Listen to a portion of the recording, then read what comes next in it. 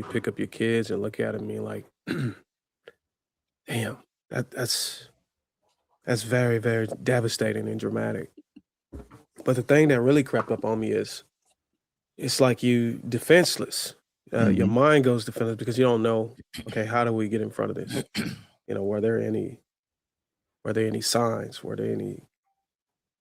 Was it anything, any indicators that will allow you to prevent something as egregious as this? And then when you think about it, you really don't even know. And the story is so fresh and hot, you really don't have enough information to go off to be even to figure out if there was any indicators or any signs that allow you to be like, you know what, we need to stop, we need to get in front of this, we need to do something.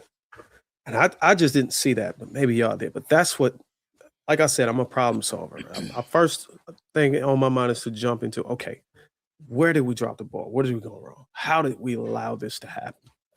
Is it even safe to say that we even allowed it to happen? You get what I'm saying? Because I know some things are just out of your control. Like you just never see it coming. And that's the shocker. You would think something like this is something that you can get in front of. How do we move forward and knowing that we cannot get in front of these things if that is the case? That's Mm. scary. Yeah. Yeah. What about you, Ali? Yeah, obviously, I referred to this month, and you still have another week and a day or so to go. Bloody April, Mm. and it's I mean the events of over the weekend in Shreveport just it's like just when you think you've seen the outer edge of depravity, then you see something like that. So uh obviously horrific, obviously such wanton violence has no place in a civilized society. Obviously our condolences and thoughts go out to those who have been affected. That all goes without saying, I would like to think. Well, one thing that really has vexed me in the aftermath, and I was hoping against hope that this wouldn't happen. Unfortunately, it has. The Black Manosphere has now been blamed for these events. The Cut magazine, which is part and parcel of the New Yorker, has gone on record in blaming the Manosphere. Mm. Lipstick Alley, which is a long been a den of gossip website, has blamed the Black Manosphere. And there have been other voices who have um, tagged us, tried to pin the tail on the donkey, so to speak, for all of this.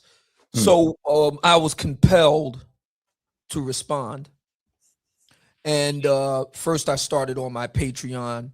I then took and reposted that over to the Black Manosphere website. I'm going to put the link in the private chat, and I would deeply appreciate it, Jeff, if you and your team could disseminate this so the facts get out.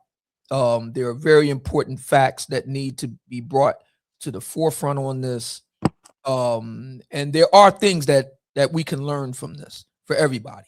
So I'll put that link in the chat room momentarily, and everybody can read it for themselves. Please avail yourself of the resources that I cite there.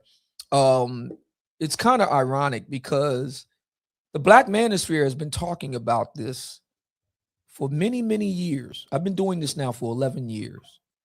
We were talking about this from almost day one, and we were not treated very well by the broader Black general public. And for us to be doing that for so long and now be blamed for the actions that have taken place that we were attempting to warn people about is really some extraordinarily nasty work. So yeah, that's my thoughts on that. Mm. Yeah, man, I appreciate all of you so far. And if everybody that's currently watching, if you could, definitely send it to every man you know and every woman you know. We're going to try to cover our bases in the time frame that we can. Of course, we won't make everybody happy with how we cover it. But I've definitely been thinking about this for a long time, both professionally and personally, even as a child. I've been exposed to it. I've known about it. Learned about things as I got older. Took domestic violence course for my graduate program, and one of my very first cases was actually a domestic violence case, believe it or not, fresh out of college, strangely enough. But preparing for this conversation, I realized I think that there's going to be three types of people that's going to watch and engage in this type of conversation.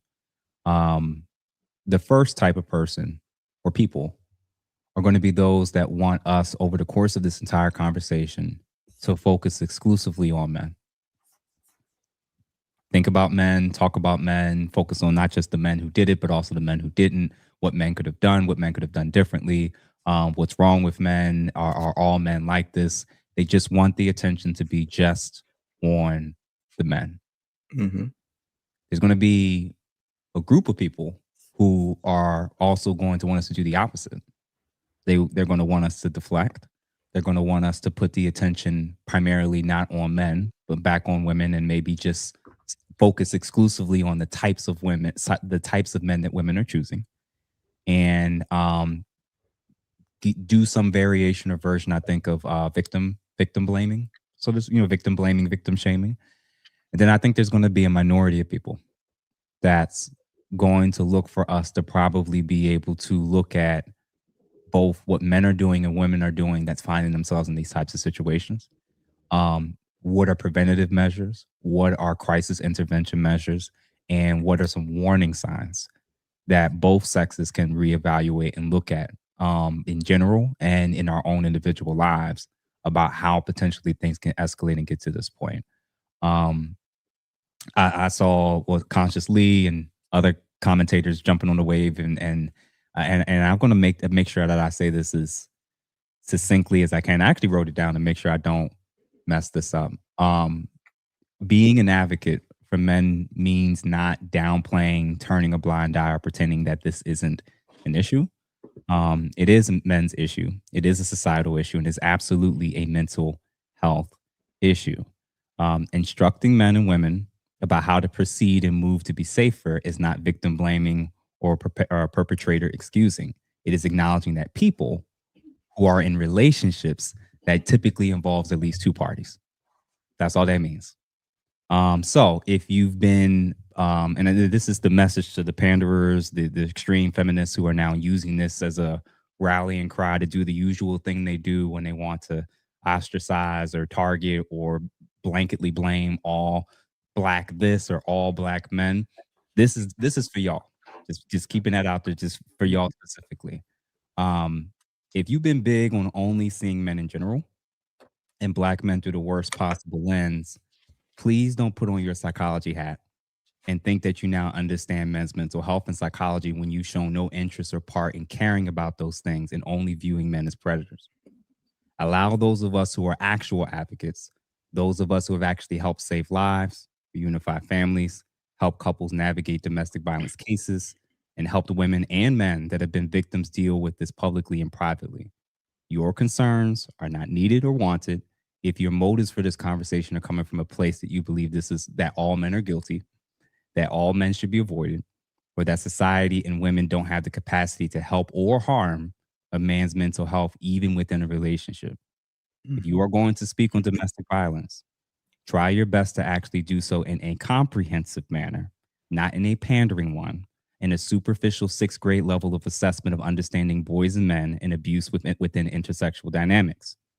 If you view this as a time, an opportunity to warn society to be on guard and scared of men in general, and not specific behaviors and traits in men and women that can result in this, you hate men, you hate women, and you hate the community.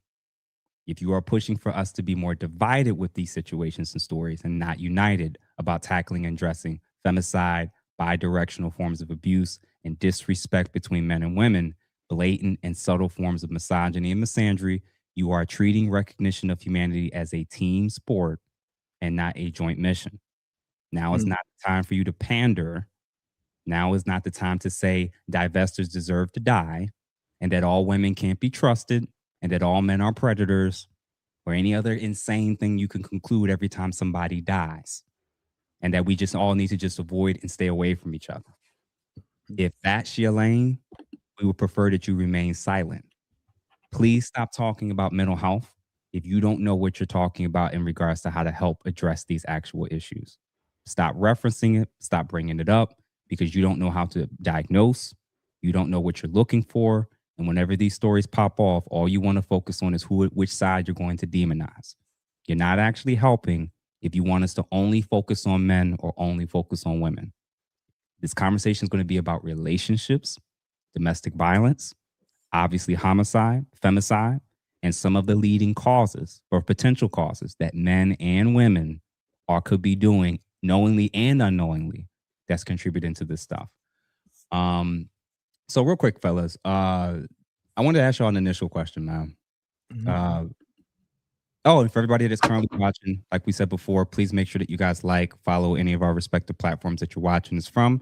Of course, and then obviously send it to just 2 or 3 people, especially to the ladies and to the men that you think may need to know this. So initial question I kind of wanted to throw out to you guys is, why do you think this is happening? Why do you think this is happening?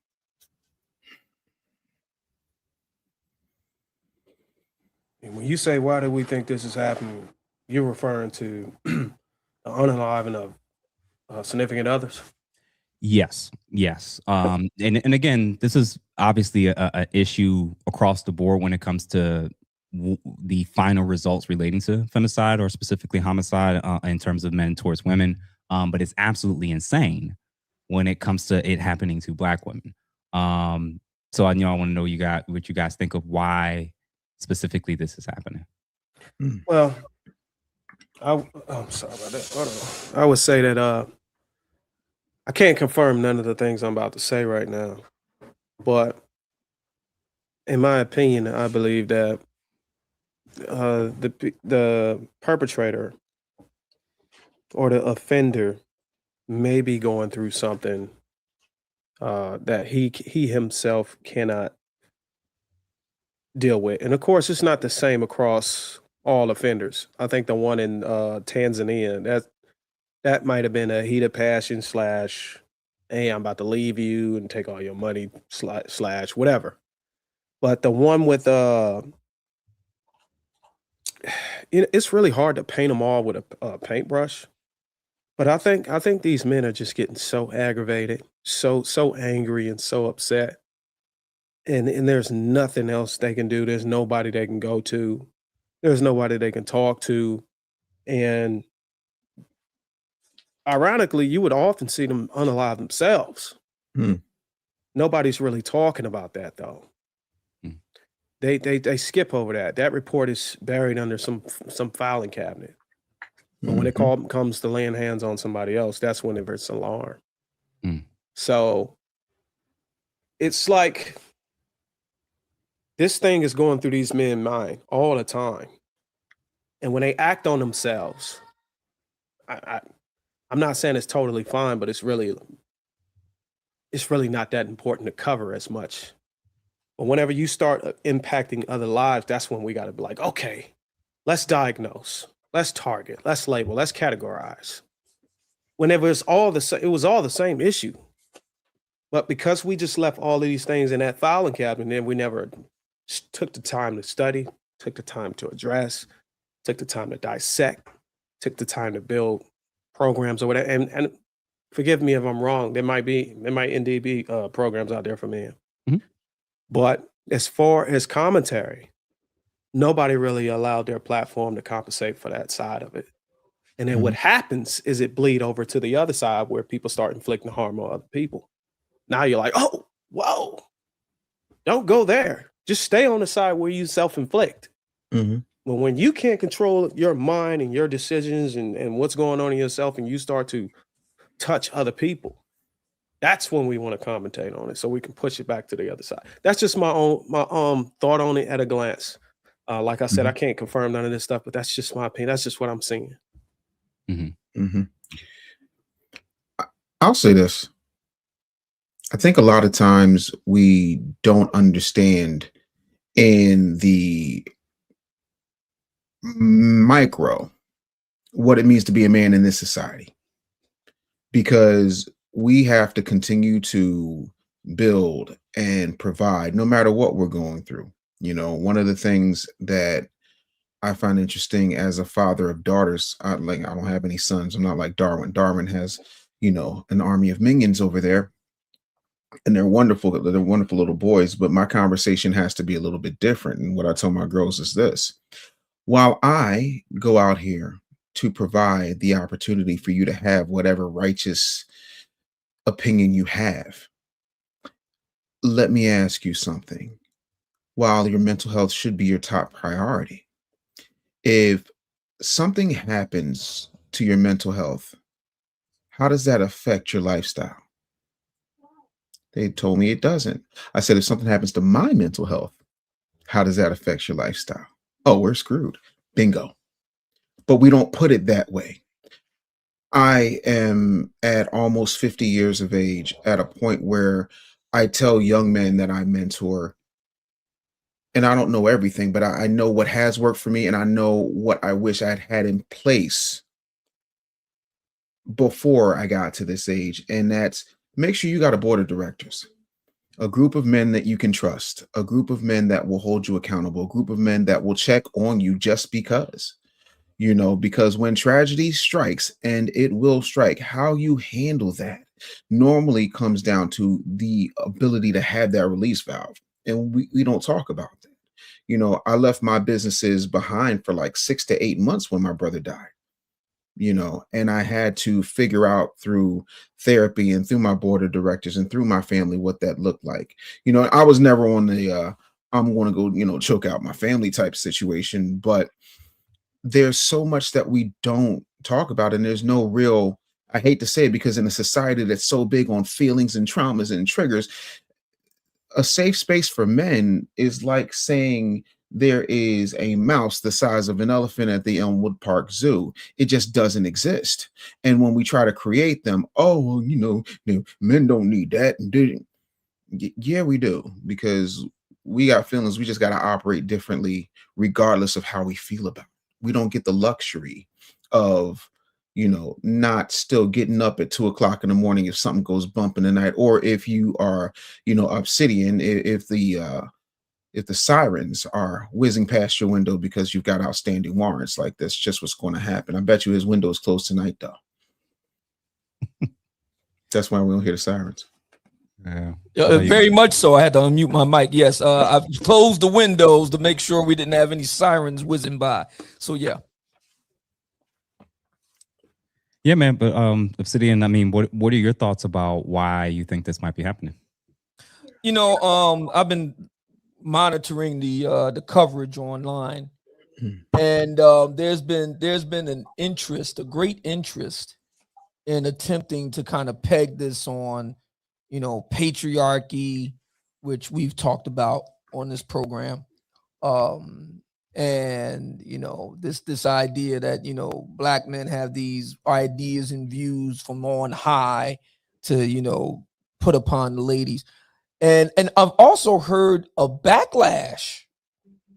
And this is interesting, Jeff. I'm also now starting to hear a backlash against the idea that mental health plays any role in this. Now that's interesting. Now that's interesting. By the way, very nice blazer, by the way, Jeff. I approve. That's interesting, because wasn't the argument that before these horrific events took place in April of 2026, wasn't the argument for the past at least 2-3 years that I can recall, wasn't the argument that black men writ large needed to seek more mental health services, counseling, therapy, needed to learn more about emotional intelligence, etc. at all? Wasn't that the argument? Yep. So now that we have these admittedly horrific tragedies, no question about it, now mental health plays no role in this? That this is the result of black men aping white hegemonic patriarchy? That's the argument now? I mean, it just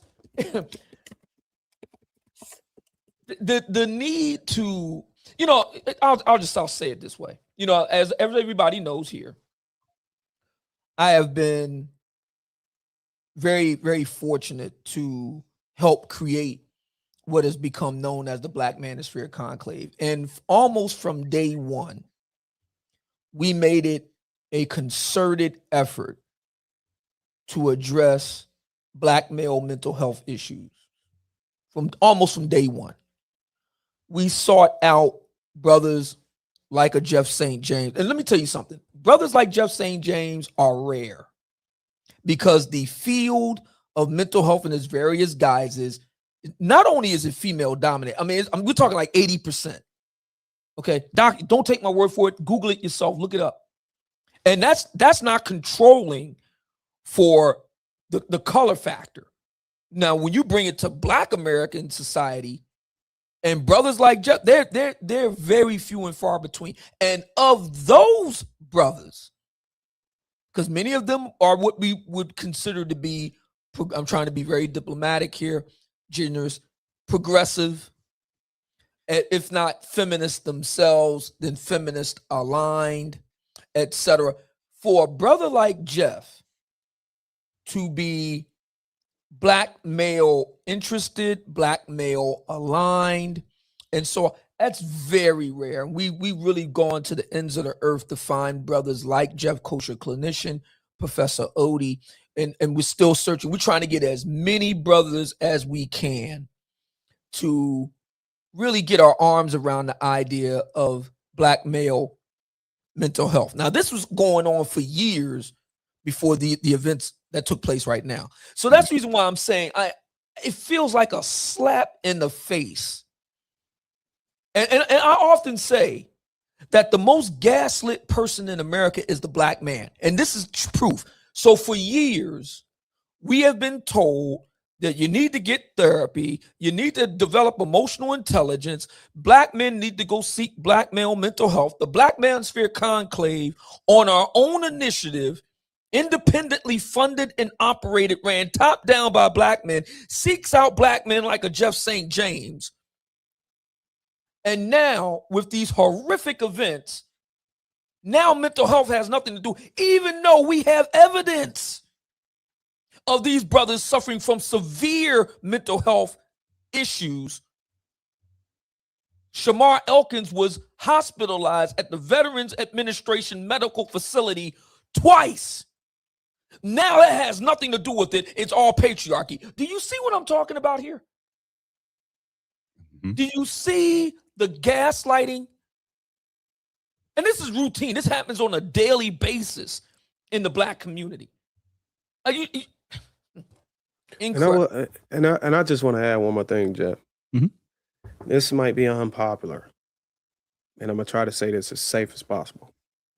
When it comes to relationships, and we're talking about domestic issues, significant other, men don't have any control, or we can't. There's no consequences. When you disrespect a man, when you hit a man, when you mistreat a man, that's supposed to be the head or supposed to be the leader. In this day and age, he cannot inflict any consequences. He can't inflict any corrections. It's against the law, typically against the law. You know what I'm saying? There's really nothing you can do but shout. So if you look, and I'm not saying that you should be able to hit somebody or you should be able to inflict any harm. I'm saying that I believe there were two different eras. Let me see. I think the brothers at the bottom can vouch because y'all are much older than me. I think there was a time in a day where. Why you got to add much? I'm just saying. Yeah, it's okay. Y'all knew, and we don't have to go into detail. There was there was less bickering and arguing and fighting back then. There was this understanding between man and woman that, hey, look, Don't go there. You know what I mean? Now, I think we live in a more soft era, and women can challenge you. They can do whatever, and a man is just vulnerable. He can be in the marriage, locked in the marriage. There's nothing really he can do. And then you can kind of understand how that might. And I'm not a therapist. I'm not a clinical psychologist. Might be Jeff's department. Most definitely his department. But you probably can kind of connect the dots to see how that could aggravate a man that just, I'm hopeless. There's nothing I can do. Like, this woman will not listen to me. You know, what can I do? I can't leave. Then she's gonna take everything. You know what I'm saying? She's gonna take my kids away. She's gonna take what can I do? So you're pretty much become a slave to your situation, and you end up being a submissive one just so you can just maintain peace and be able to make it from your bed to your man cave without arguing or punching a hole through the wall. So like, as a man who I would say is innately created to be able to maintain control and peace, can't do that.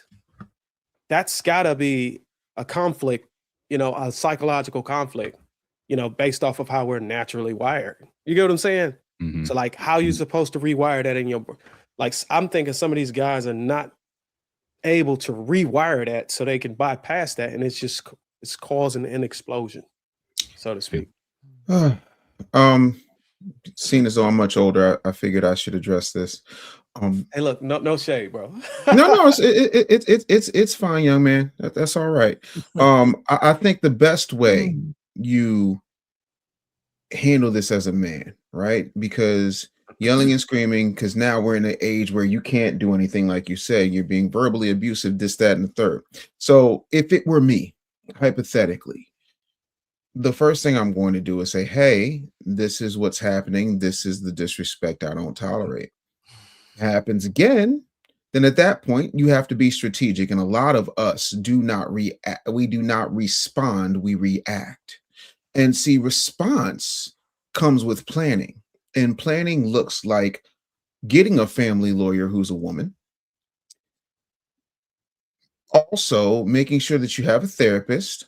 Also making sure that you have 6 to 18 months of household expenses in a bank somewhere that's off the books. And then when the disrespect happens, you bounce already with everything in place, including paperwork, terms, so on and so forth. It's not that hard. As a man, if you can't change the people around you, you change the people around you. On top of that, if your leadership is not submitted to, that's automatically disrespect, because you shouldn't, like, if you're going to pay and provide and protect for someone who does not submit to your leadership, but they submit to your wallet, that says a whole lot about your ability to control your situation. And at that point, you also have to evaluate the choices you made, why you made them. Was it that, what did Bill DeVoe say? Never trust a big button and smile. I know you don't know that, but that's an old offshoot of an R&B group from New Edition. I was around then, bro. Okay, cool. I just, Michael Jackson's actually black. I don't know if you knew that, because you're young. So you're young, you don't know nothing. But that's what it is. We got to get to a point where the consequence is that if you don't appreciate my presence, you will appreciate my absence. What did David Ruffin say? You're gonna have you ain't gonna find another me. That's what that is. You know what I mean? And I think that's where we need to go. Period. Point blank. It's not about yelling and screaming. It's not about hitting. It's about, okay, if you don't want to conform, then I am going to pull myself up and my resources, in the fear of losing everything because somebody lost. Have you not Dr. Dre? You ain't Jeff Bezos. And by the way, ain't you a man? Don't you gotta, forgive me, cock and balls? Can't you rebuild? I left and was homeless and was sleeping in sleeping in a truck and washing my nuts in the gas station sink because I'm not going to put up with certain disrespect. But that's me. I'm old. But I digress. I'm going to show a comment that I think captures what an initial issue is and why it is that I think that this conversation is going to matter both now and going forward. Gentleman, UFO Kamikaze 1 says, if I had no say in the relationship, then I feel no obligation to explain or solve anything that resulted from it. Brutal honesty. Technically, he's right. We didn't know who these people were.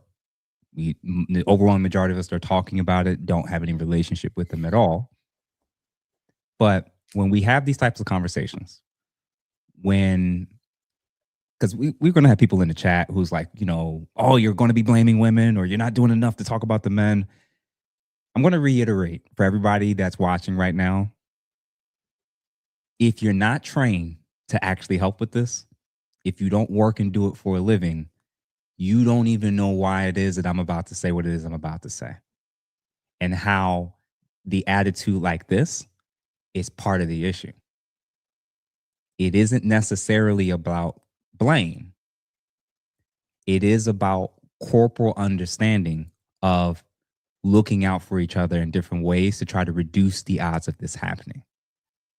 I'm going to give Darwin, you kind of said like, well, what's the scenarios? Why is this happening? The first thing is anybody who's a therapist or a psychologist or anyone who's a mental health person who's done this type of work or worked in this particular area, there is no one issue. It's obvious. Anything can trigger it. A bad breakup, a divorce, children, loss of possessions, emotional loss, psychological issues, fear, failure, overall feeling of devaluing of their own life and purpose. Typically what I've noticed as a major theme. Now, I just got off the call last night with somebody I know personally who was telling me about his self-harming thoughts that he's been struggling with for years.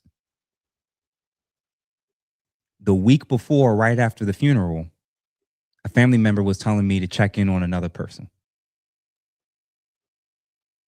I've had 5 men on our men's group yesterday for self-improvement. A guy just shared with us and told us that his father passed on Sunday. This past Sunday. There's so many different things that can trigger this stuff. And for people to dismiss it, this is just another, when it comes to Amir, what you said about dismissing mental health, that comment I showed is how it starts. When you're not interested and you don't care, you'll ignore the warning signs or never even know how to identify what they are in yourself or in the brother or man that you're working with or doing life with. You'll always find out after the fact, after something happens, because you don't care enough to look beyond your own worldview of what you got going on personally until it happens to you. There's just to clarify. Yeah. I'm going to give a very succinct example of what this kind of looks like and how easily it can manifest. All right. So case conceptualization. I'll throw out one. You know what? I'll use myself first. When I was going through my divorce, in that moment, I started to adopt a mindset that I didn't choose on my own, wasn't conscious. I felt like I was stuck in a mental loop that most men that get to this point where they hurt themselves or other people get to. Correct. That's one of the biggest risk factors for suicide is divorce.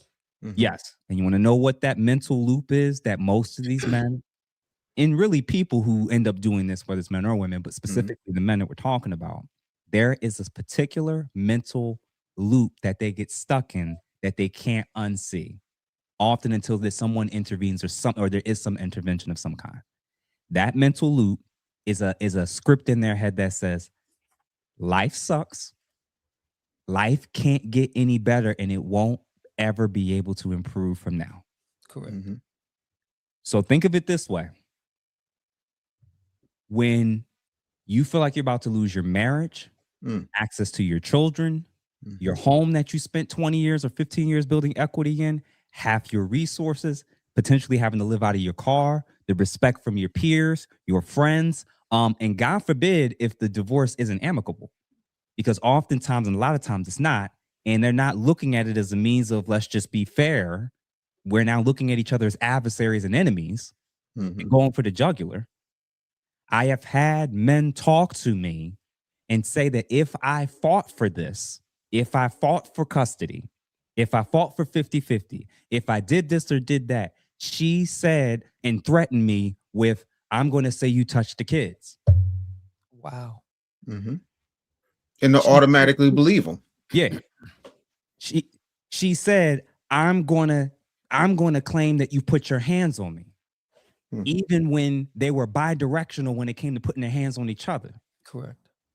A year, if not a year and a half ago, I had a case that I had pushed off and gave to one of my female therapists at the time. Very smart, brilliant young lady who was trauma trained and everything. And she reached out to me and said, hey, Jeff, this case that you gave me, the female, black couple, young female, she admitted that she pulled a gun on the guy and put it to his head.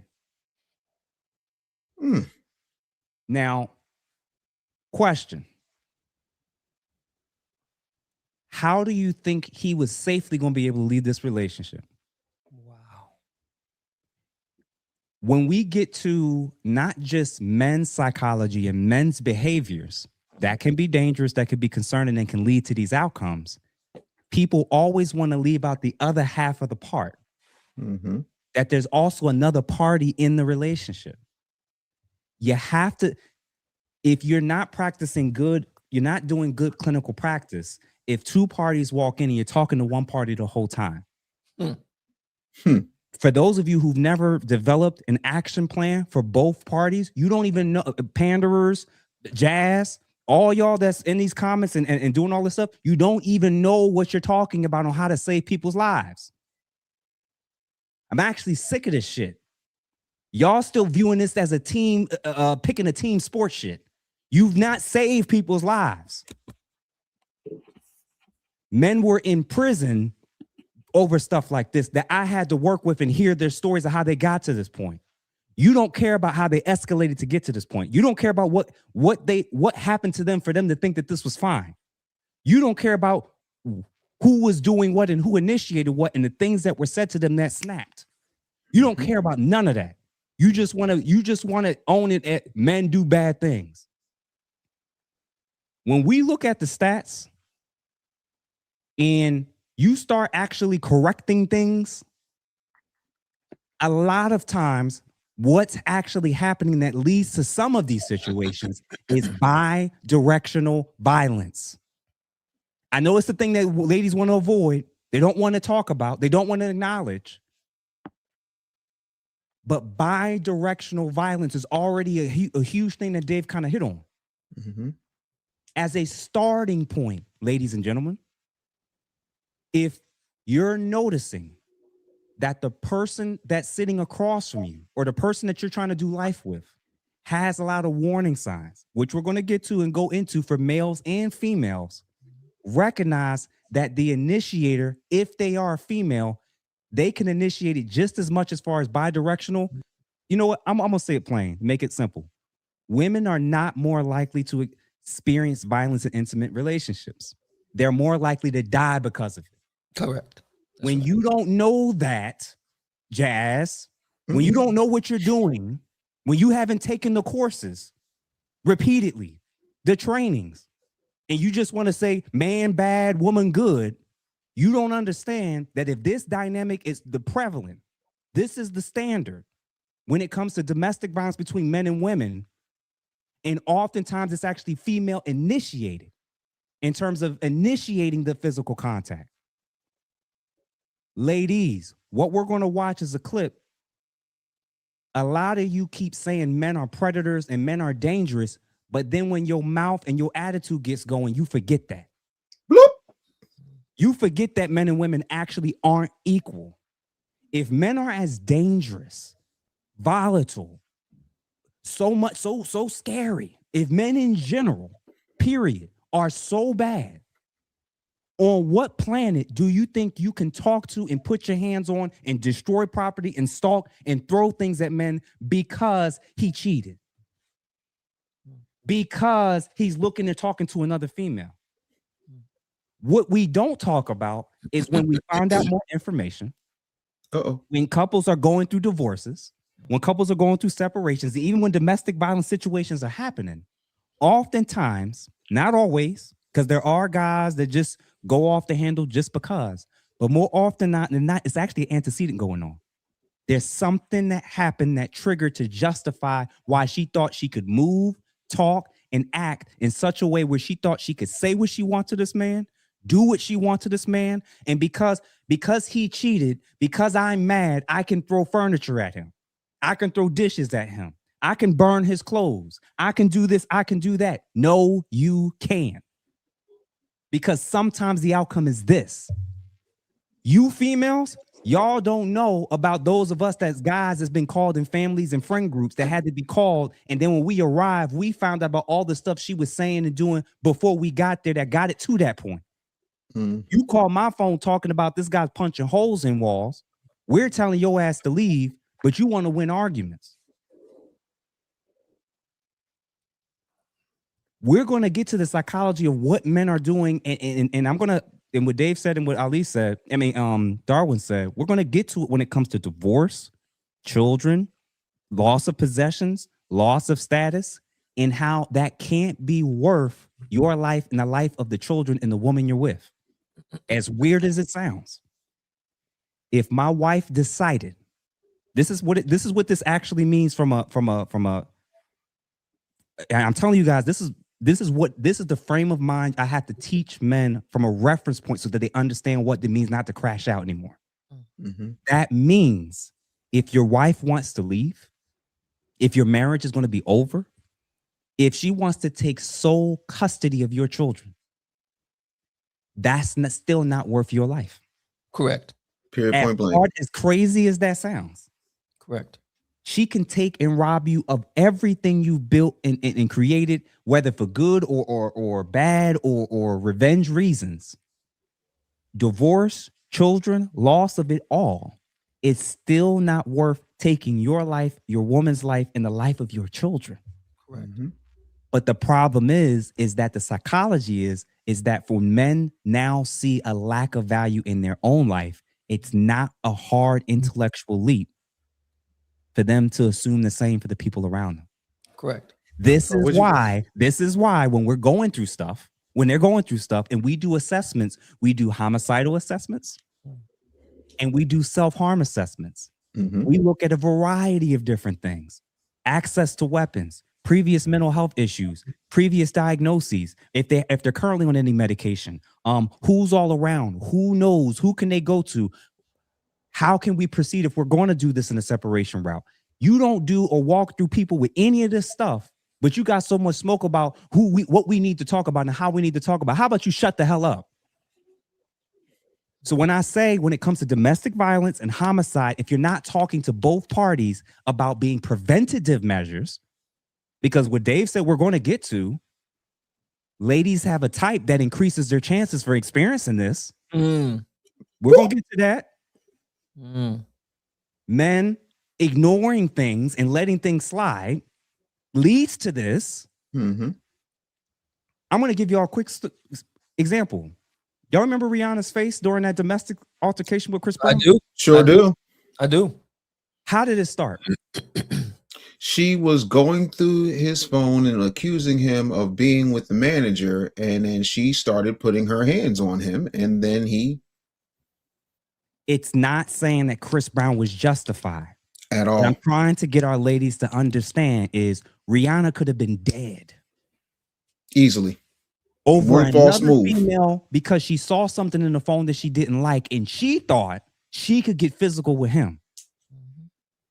One of the things we're trying to teach young ladies and women that still are moldable and are still open is that you have to stop thinking that ladies don't understand, and Kevin kind of alluded to this, ladies don't understand the actual perceived power dynamic between men and women. Darwin said men hold so much back. Ladies don't understand that 14-year-old teenage boys can take you out with just their physical hands. Teenage boys can do that.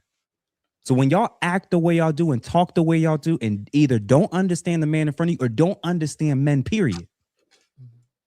Men that understand if I say certain things to this guy, he could end up harming me or taking my life.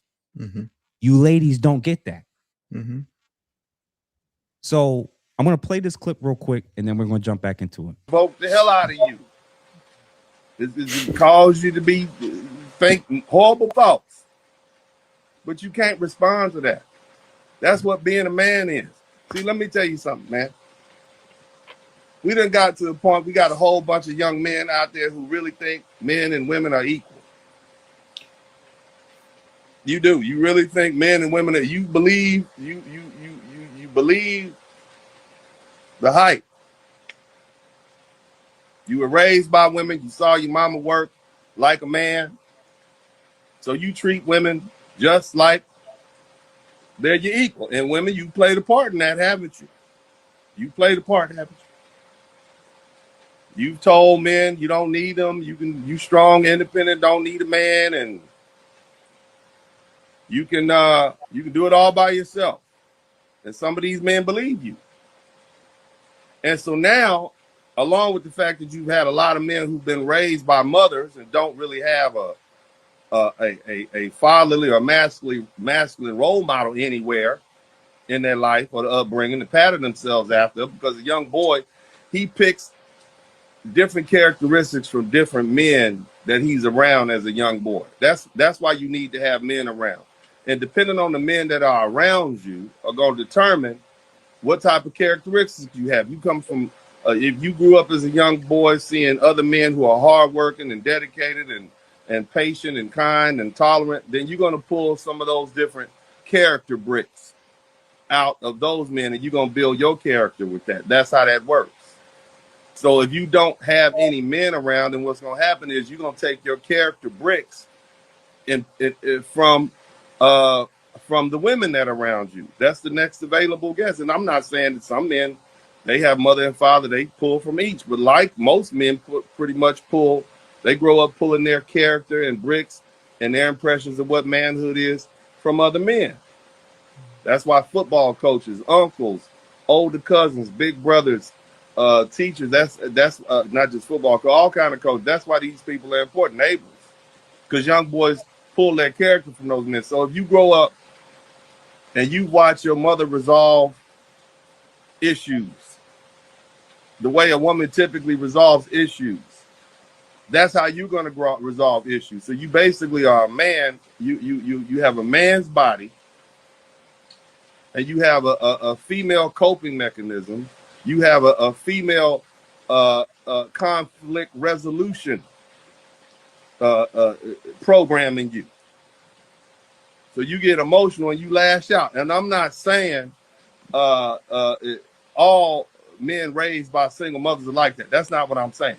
What I'm saying is largely you have a generation, 2-3 generations of young men who have not been taught to control their emotions like a man would. That's what we're looking at right now.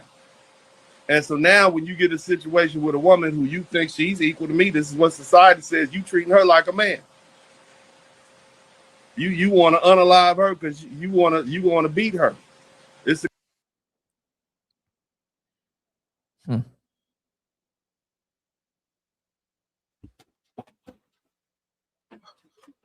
You're muted, Jeff. Sorry, initial thoughts, gentlemen, on, and shout out to Dennis Burling for covering this. I heard he covered it either yesterday or today, about this concept that both men and women are thinking that men and women are equal, which I think is contributing to how situations like this are unfolding. Dave, we can start with you. All right, a few things. Okay. And I need to be very clear about this. I'm not even going to use any comic book references. I'm just going to talk to you about myself. When I was a much younger man, around 23, 24 years old, I was in Eastern North Carolina, and a guy comes into the radio station and he says, "Hey kid, I like that you do this whole radio thing. You ever thought about wrestling?" And I said, "Nah." And he said, "Man, you'd be great, and we can build this up and da da da da da da. And Shawn Michaels train me, and I'll train you." When I tell you the reason that they usually, and it depends on the build and it depends on size, have men wrestle women, even if those actions are predetermined, because it's very easy. One false move and you're out of here. To put that another way, when I managed Mark Henry, who was the world's strongest man, not once, not twice, but 4 times, and is still considered one of the greatest strongmen who has ever lived, I noticed how people talked about him, also notice how people talk to him. When I'm saying this, I need to be clear that men and women have equal rights, but we do not have equal rights and lefts. So you can talk and be as fiery, as much of a spitfire as you want. You can talk about how you bring life into this world. I can snap most of you like a twig, even at 198 pounds. Forget when I was 561. If ever I have to restrain a person, whether that is a male or a female, I'm holding back because I know what it is to see what happens when Hold men on, do. hold on. Whether it's Darwin or Dave or whoever's, somebody, if he's on somebody's feed, this dude, Peter Meat, whatever, when y'all Ooh. go through your thing when you can and make sure you block and delete him. Go ahead, continue, Dave. Whether you believe it or not, unless you are a super athlete, and even then, there's a reason why they don't let men in the WNBA. There is a reason why there's a lingerie football league in the USFL and an NFL. There is a reason why you don't have people like Riley Gaines talking about what happened when the man who was like 356th place in swimming became the number one female swimmer the second he decided he was trans. So let's not make the distinction that, you know, when we say, oh, we're all equal. We're not. Because if we were, most women, respectfully, would be not in office jobs. They would be out painting bridges and digging ditches and doing all the hard, scary, laborious work. And with very few exceptions, in the 19 states I've lived in, the 34 cities I've lived in, there's not a whole lot of bouncers at rowdy ghetto hood clubs, whether you're strip clubs or nightclubs, that are 5'3", 125 pounds soaking wet, who aren't 235 certified. So when we talk about equality, we're not talking about your rights. We're talking about our physical prowess and what we are capable of physically. I don't understand how that's hard for people in the comment section who have two connected brain cells to understand. Well, maybe that's it. Also, if you got that much to say about what we're saying and how we're saying it, and you're not a clinician and you're not a certified youth or family domestic violence mediator like I am, I suggest that you follow my good friend Jeff's instructions and shut your mouth respectfully.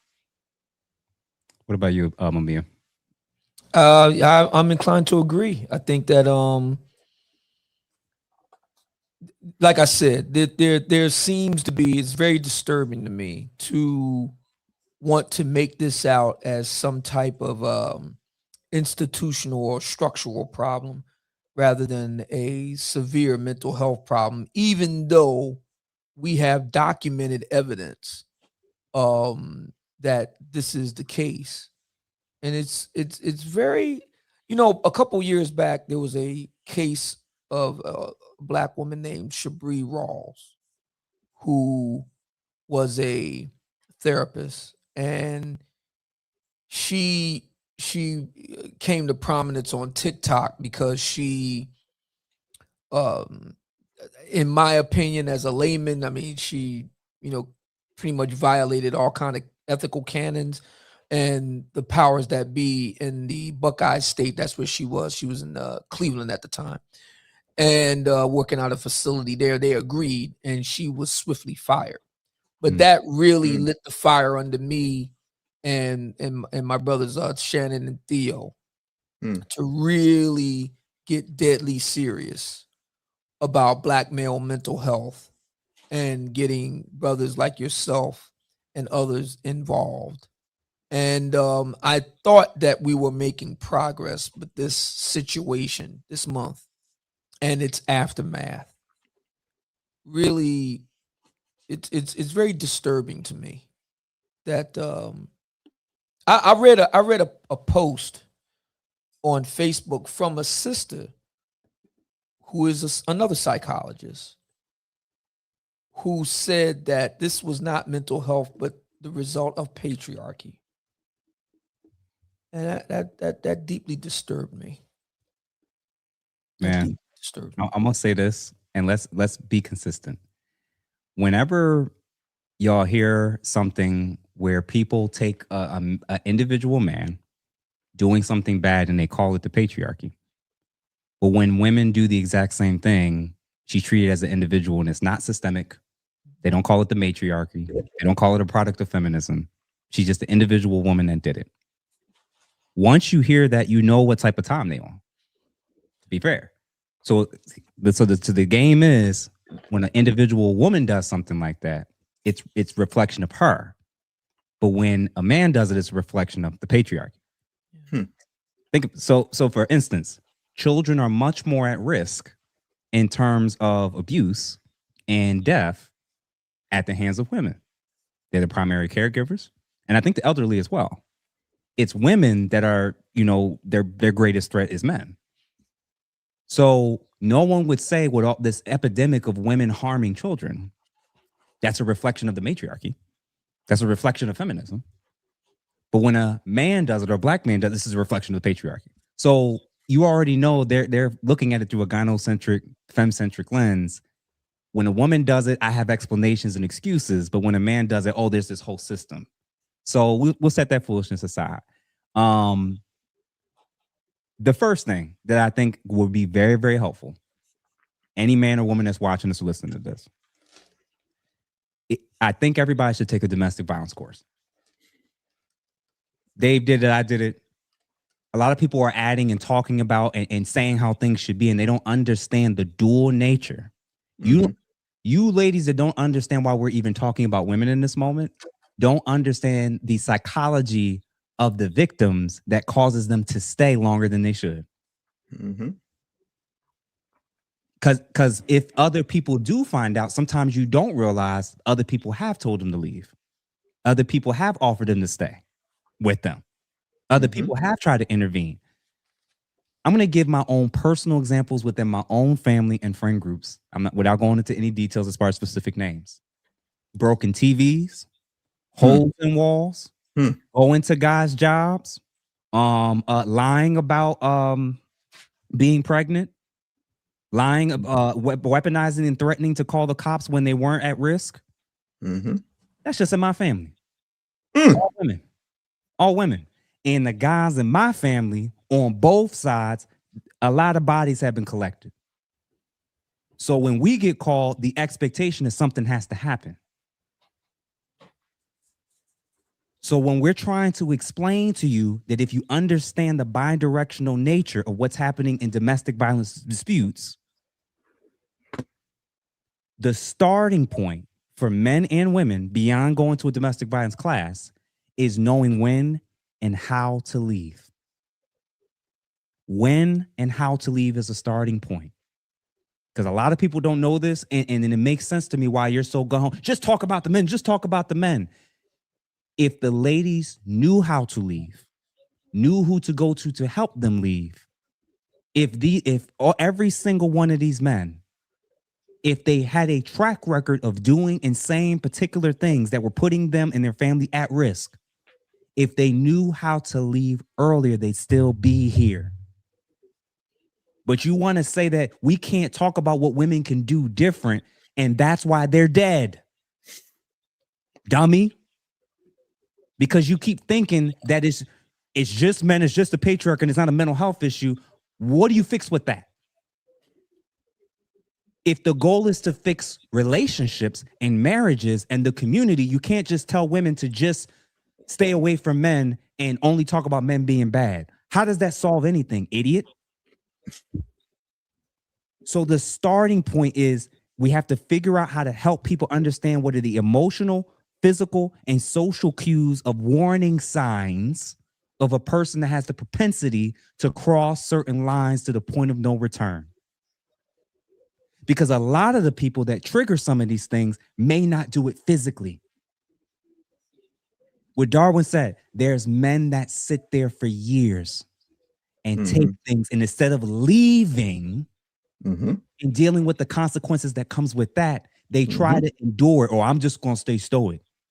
I'm just going to endure. I'm just going to accept that she never takes accountability and it's always my fault until you snap, gentlemen.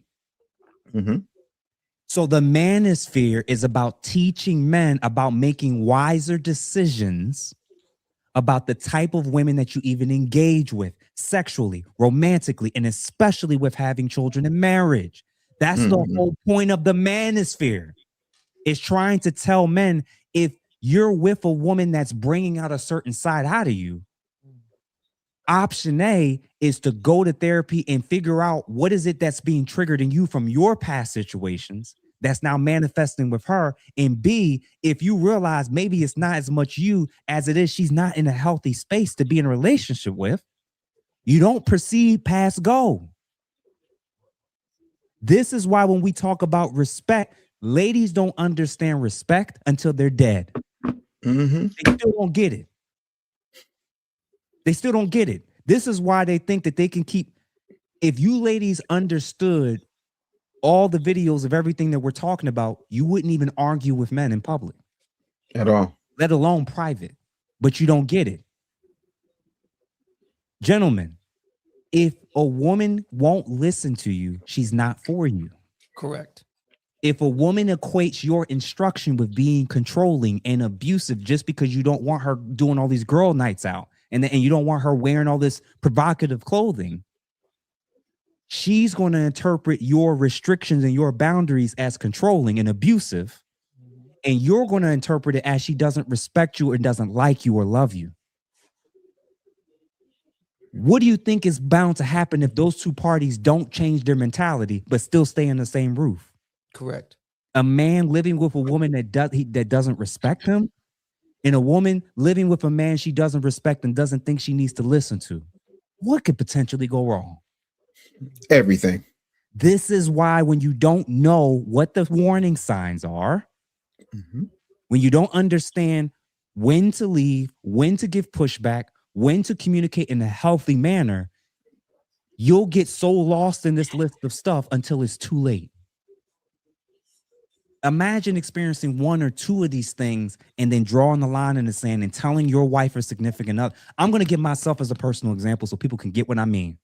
Dave mentioned it. I've mentioned it before. We've been in previous relationships where women got physical. Women got a little handsy, right?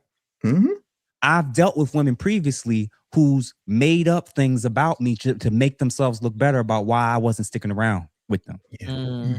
Okay. So when I got into this new relationship, I had an internal rule that I made very clear with her. If it ever gets physical, I'm done. If you ever curse at me, I'm out.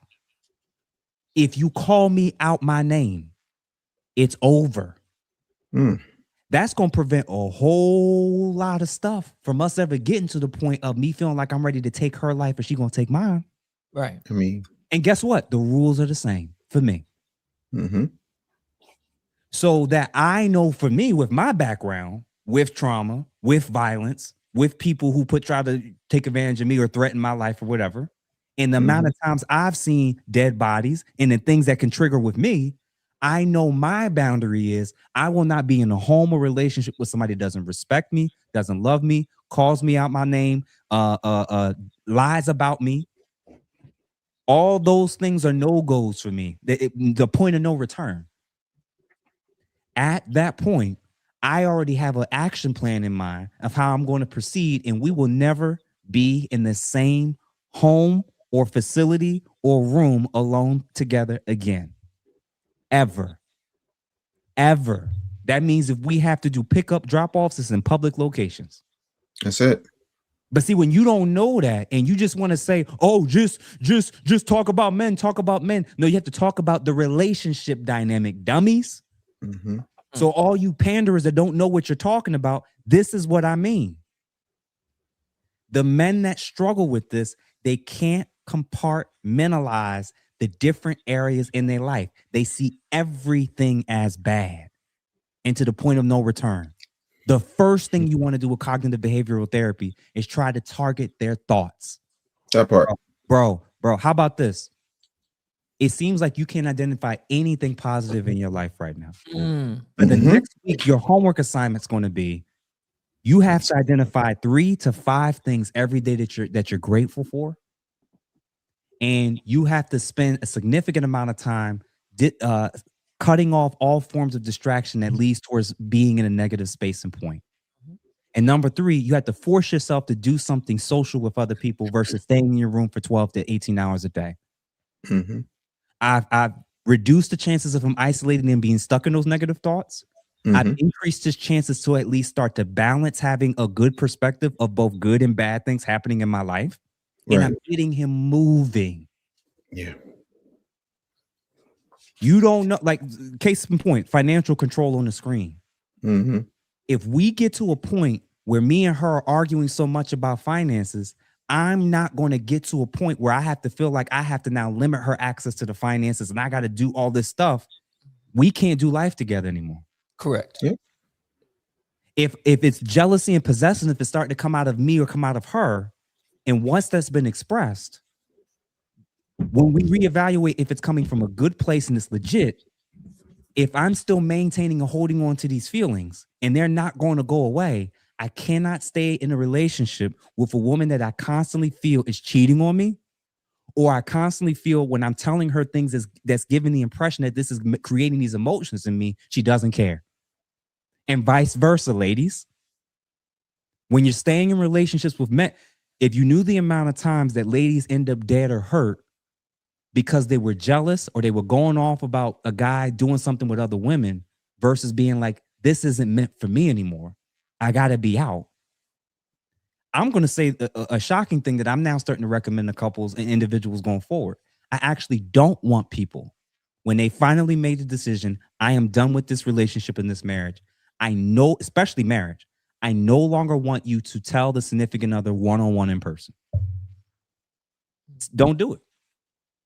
Don't do it. Don't do it. There's a whole host of ways in how that can be communicated, how other people can be a part of it, and even down to when I am done with this relationship. I'm not going to sit in a home in a room alone with a woman, any woman on the planet, and tell her I am done with this marriage and I'm done with this relationship and I'm done with you. I will never do that one-on-one alone ever.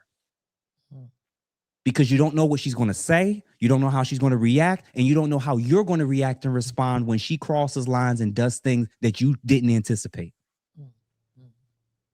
So when you go in a room or go in a home and you got your mama and a police officer and somebody else in there, and furniture and stuff's getting packed up, your clothes and possessions is getting packed up, you've already set up your situation, it reduces the chance of something like this happening. But when you don't have a plan and you don't know this stuff, whether it's because of cheating, because of accusations, because of safety or whatever, a lot of these ladies when you find out money and cheating is often a huge contributing factor that we end up finding out after the fact. Oh, yeah. If you've decided, ma'am, you're done, you no longer have to do the whole, well, I'm just going to hang out with him again and do one-on-one and we're going to argue back and forth about why he doesn't want me to leave. What's the point? But see, you don't think that through. You don't know that. So when you don't understand that men and women can do these things, this is the problem when the result is men can finish it. Gentlemen, get back in here. I apologize. Go ahead, fellas. No. You were kicking it, and I was taking notes. This is definitely something that we need to do at the conclave. You and Dave, because I just realized listening to you and Dave talk about the courses that you actually took on domestic violence, and particularly how it plays itself out in the Black community. That's something the conclave need. All the brothers in the conclave need that course. And Jeff, you need to lead it. We all, and you, Dave, back him up on it because because of your experience. All the brothers need to be taught about this. All of us, the whole ranks need to be taught about this. We can get our arms around this, understanding the bidirectional nature of it. See, we try to get Dr. Tommy Curry to join us. He's done excellent research in this regard. We recently spoke to him about this. We try to, and I saw him on Facebook. He too was very appalled by what's going on here. And he said, listen, you try to bring some sanity to the whole thing. That right there, definitely is something the brothers at the conclave need to Mhm. be thoroughly Mhm. grounded in, thoroughly. And like you Yeah. said, the action plan, how to, certain this is something else too. And I'm glad you hit on it, Jeff. Mhm. Boundary, I'm gonna look right in the camera. Black man, boundaries are for you too. There's this idea, nobody says it. It's not explicit, but there's an idea that goes something like this. Boundaries are something that's for black women. Like nobody really talks about black men having boundaries. What you established, Jeff, were clear boundaries. Listen, I am not going to be under the same roof with a woman that doesn't respect me. I'm not going to be under the same roof with a woman that throws objects at me. I'm not going to be in the same roof with a woman that does not want to abide by the rules of this house, etc., etc., etc. And You crazy, rarely hear black men say that. Obsidian. The crazy part is, and remember what I said, my wife has the same expectations for me. Correct. Right. So I would expect that if I get too crazy, if I get too buck, I'm going to lose my marriage and potentially access to my kids. Right. I should expect that. Correct. So now it kind of keeps us at a guardrail from even getting to certain points. Right. You took the words out of my mouth. Guardrails all day. I mean, we took the same course. Listen. My bad. Continue, Obsidian. My bad. No. I'm both of you are 100% correct. And again, we're very similar because my thinking is the behaviors that we're talking about that have occurred this month have no place in a civilized society. I consider myself a civilized black man, and therefore I am not going to act in an uncivil manner toward my lady friend. We are going to be reasonable. We're going to discuss things in a reasonable manner. We can disagree. Good people can disagree, but we don't have to be disagreeable. There'll be no violence, no shouting, no cursing, none of that. I've been with my lady 17 years. If it ever occurred to me, I'm at the point where I'm even thinking about doing something to her, it's over. We're done. Done. If it even occurs to me to do that, it's over. I'm done with it. I'm done. We're out. I'm done. Because you should never get to a place where you're even thinking about doing something to somebody. That's a serious red flag. Just the thought of it. I'm gonna pick up my cane and bust upside the head. No, we're done. No, not doing that. Darren, what about you, brother? Yeah, on this boundaries, sound like we're talking about boundaries and walking away. And I understand everything everybody said. I agree with it. Only thing I find a challenge is when you're within the confines of a marriage. We'd be remiss if we don't shed light on the fact that it's a degree of difficulty you got to go through whenever you're married. It's hard. Having those detailed, hard lines that if somebody crossed, then you're just gone. Like you just up and leaving. And you would have to be in a marriage to be able to understand that you just can't up and leave. You just can't break up a family like that. You got to go through steps. You might even have to mitigate the issue as much as you can by going to counseling or getting therapy before you just break it off. But I would say if you do, of course, that's the extreme final product for sure. I mean, I agree with you. I agree with you. I think that type of thinking, it should be activated, but it's not conducive in a marriage. And for those, I think that would work perfectly well with guys like the free agent lifestyle, Coach Greg Adams that was just out here. Guys who don't really want to use the system for their relationships. That's absolutely perfect to be able to just say, hey, look, if you ever call me out of my name, you ever put your hands on me, it's over.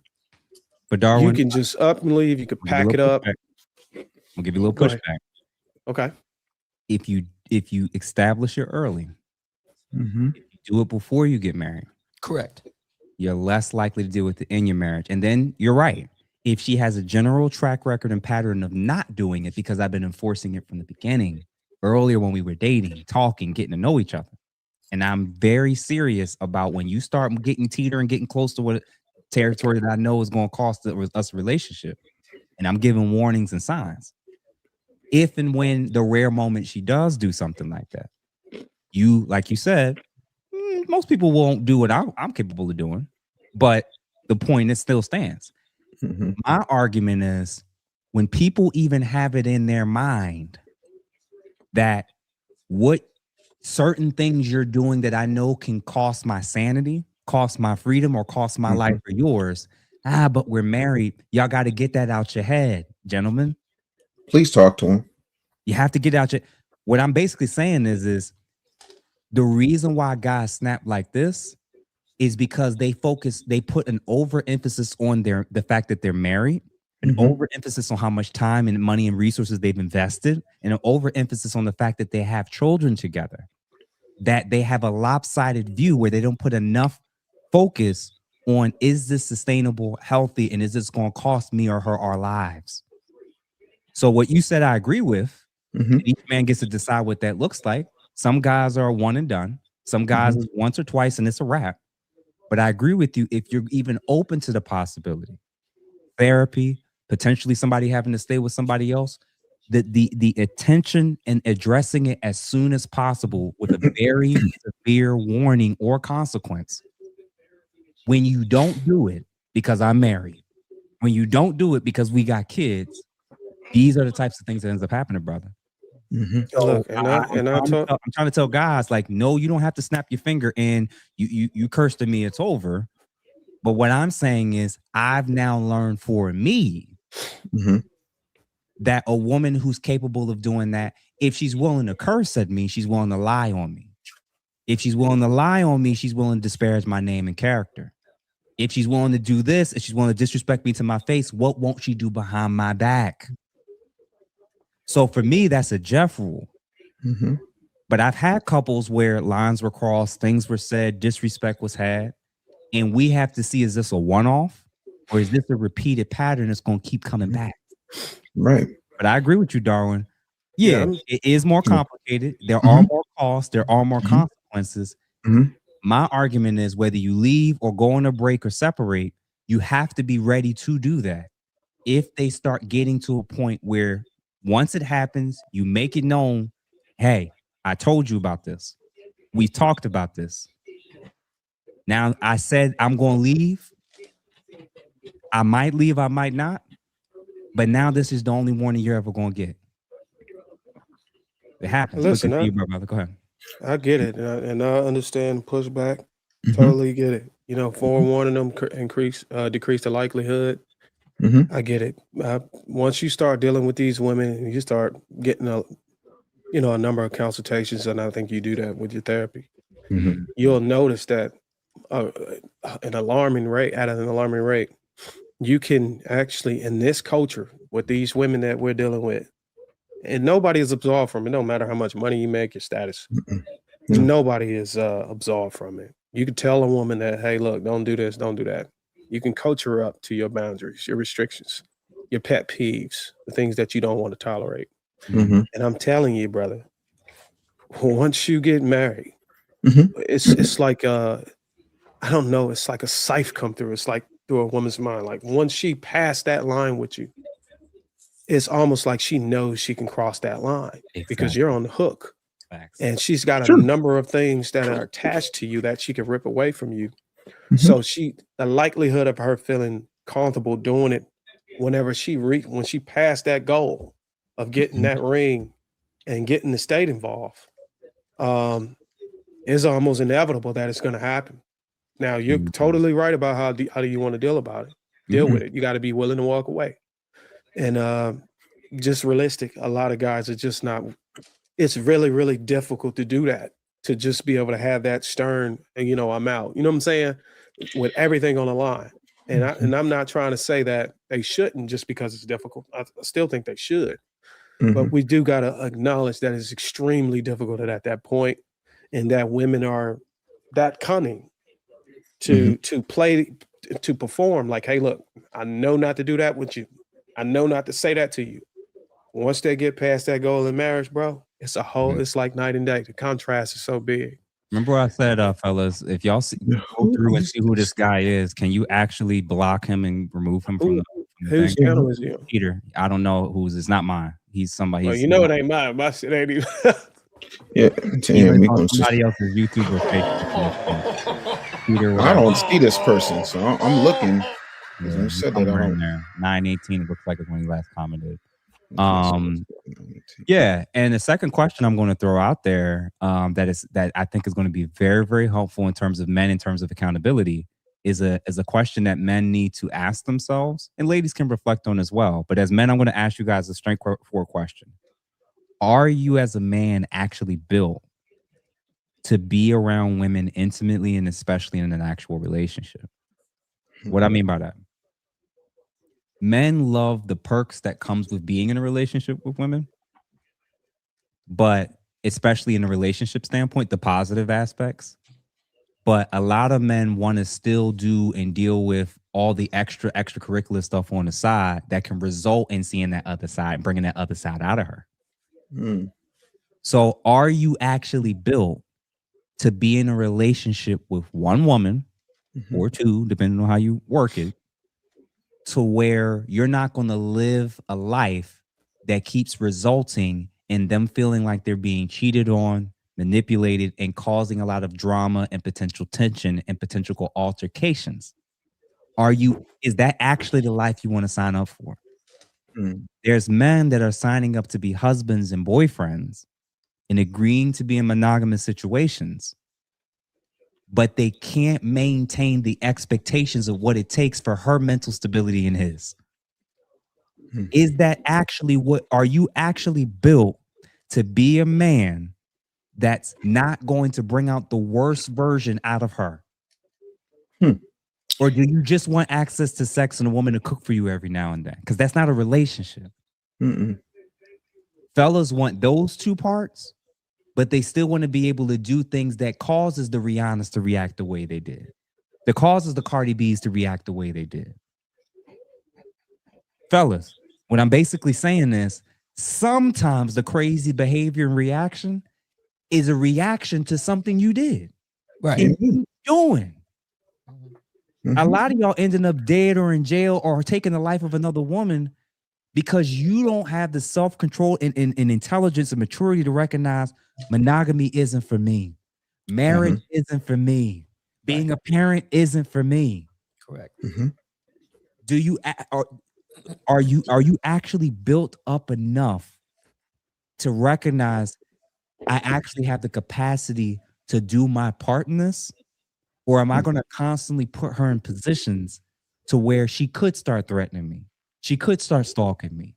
She does no longer trust me, especially if it's a repeated pattern.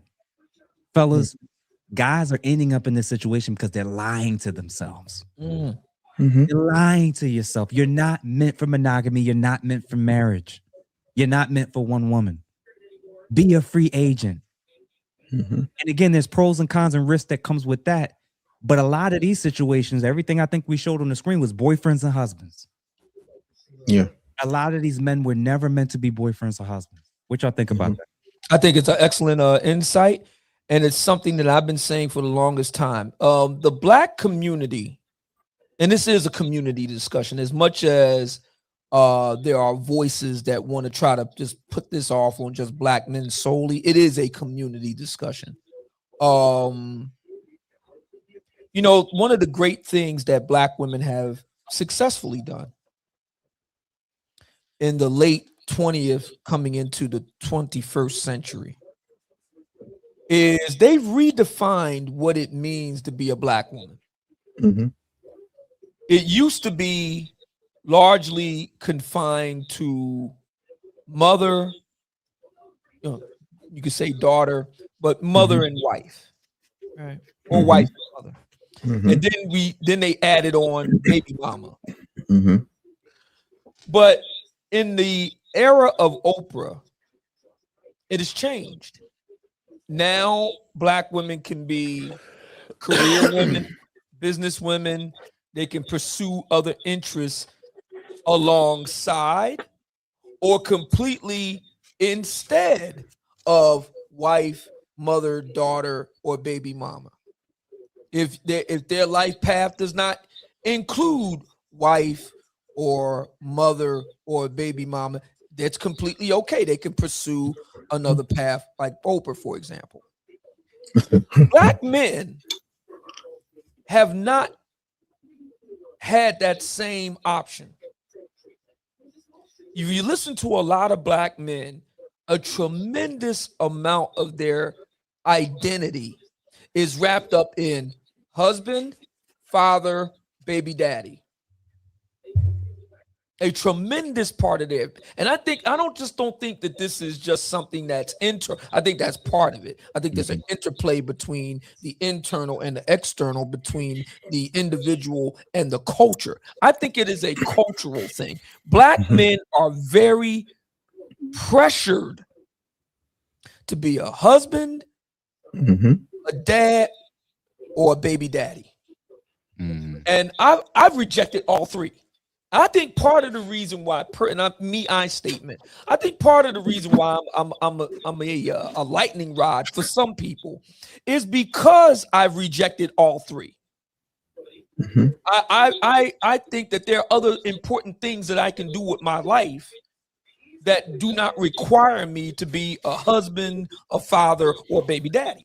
And I think that that's something that's very dispiriting to a lot of black people. That somehow, if you don't center those things, I think I'll tell you what it is. I think what it gets at is, for someone like myself, I think it's the fact that I don't center. I'm just going to be brutally frank about this. I don't center black women in my life.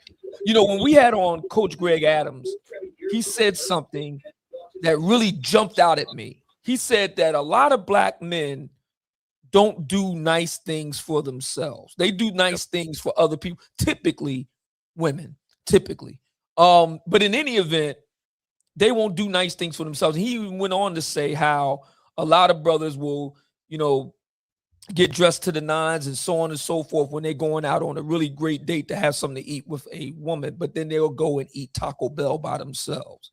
That really jumped out at me because I remember the very first Black Manosphere Conclave in 2021. And it was special to me because it happened on my birthday weekend.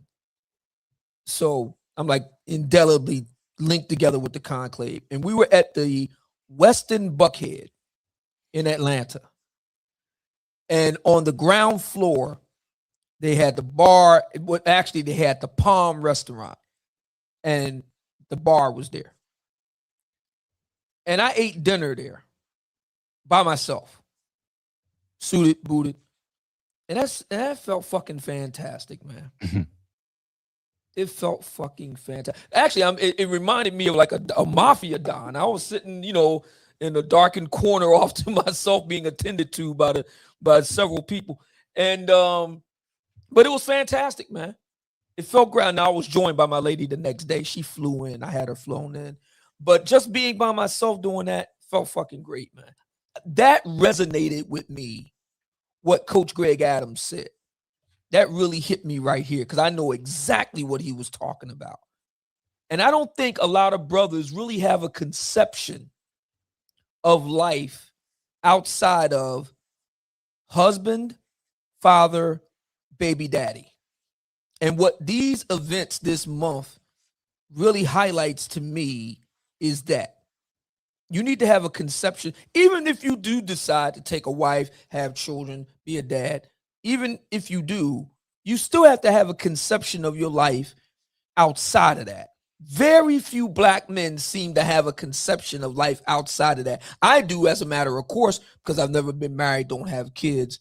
So I do have a lady friend, but we decided very early on, marriage wasn't in the cards. And that's something else that in my own experience, and I like to impart to other brothers, fellas, look in the camera. You need to get these things out of the way quickly.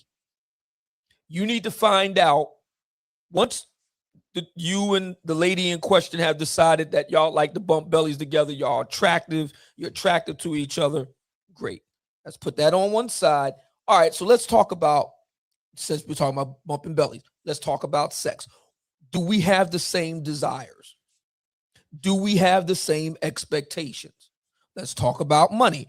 What are our attitudes about money? People, a lot of black people get kind of, no, you need to talk about that up front. What are our attitudes about money? What are our expectations about money? If we're going to be talking about children, okay.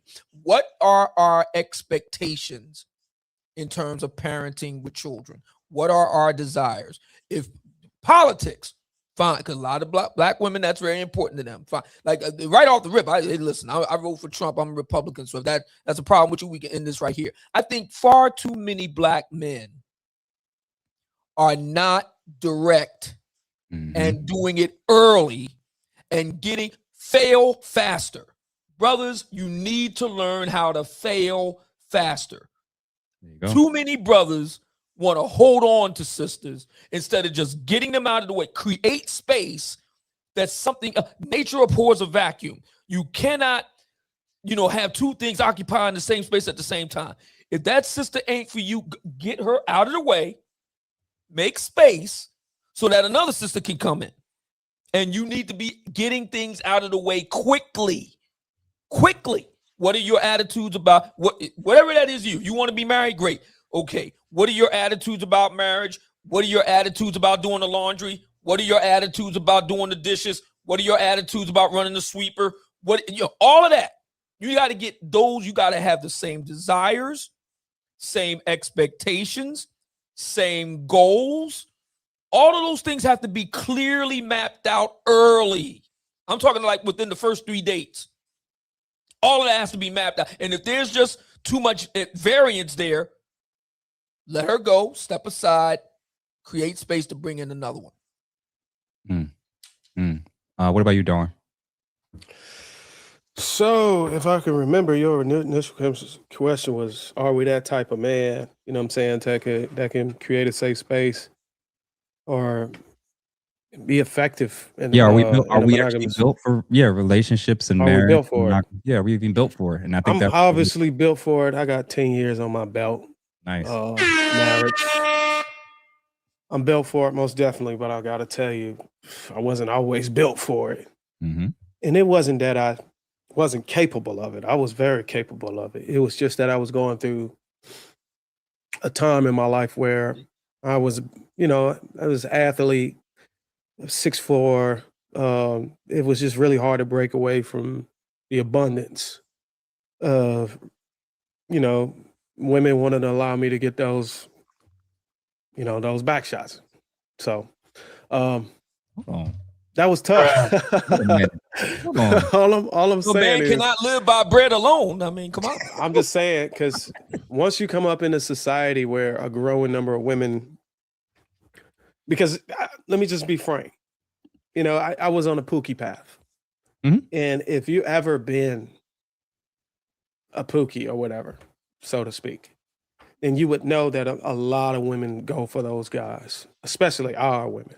Like those guys are like hot on the market because a lot of women are married and they're committed to their careers and their degrees and that. And whenever it's time for them to go for a man to get bust down or get a baby, they go to a man that's not going to really like tell them what they can and can't do with their life. They still want to maintain their independence and still deal with a man at the same time. So they can't go after the guy I am right now. They would have to go after a beta or a Pookie, because those guys are not going to tell them what to do. They're going to let them do whatever the hell they want to do. So long as you can get, give me that D when I need it. So I was offering that D. So it's once you get into that pattern and that path, it's really hard to break away from that. You would have to really like connect with some people on a spiritual level to tell you that, hey, look, this is the wrong way to go. What do you want in life? You know what I'm saying? Oh, yeah, I want a family. I want kids just like you got. Well, you can't do that no more. You gotta discipline yourself. You know what I'm saying? You got a lovely woman that's pursuing you. She want marriage. Won't you go ahead and set your mind straight, set your mind on that so you can have these things. This is a beautiful thing. So I broke away from that. So all I'm saying is I wasn't always capable or built for it. You know what I'm saying? I was stuck on a desire that was not conducive for the things I wanted in the future. And I had to figure out how to break away from that. And I was able to do that because I had another brother beside me, pulling me away, like, hey, look, don't, this is how you do it. Well, damn, man. Nice. You ever get the craving to go back? Yeah, you do, but you get used to it. Mhm. You read up on your scriptures, you stay disciplined, and you surround yourself around guys who got similar paths, so you don't stray away. There you That's go. another thing. Stop hanging around the guys that's going to pull you back into that atmosphere, because if you do, and then there's alcohol involved, the Mhm. likelihood of you being able to fall back or backslide, what do they call it, spiritual, it increases. I'm not saying it's guaranteed to happen, but the likelihood goes up. So you don't want to give it no chance at all. So just stay away from it. So I got a lot of friends, homies are still out there going back and forth to Colombia, Dubai, whatever, DR. Man, you sure you don't want to come? No, every year. No, not coming, bro.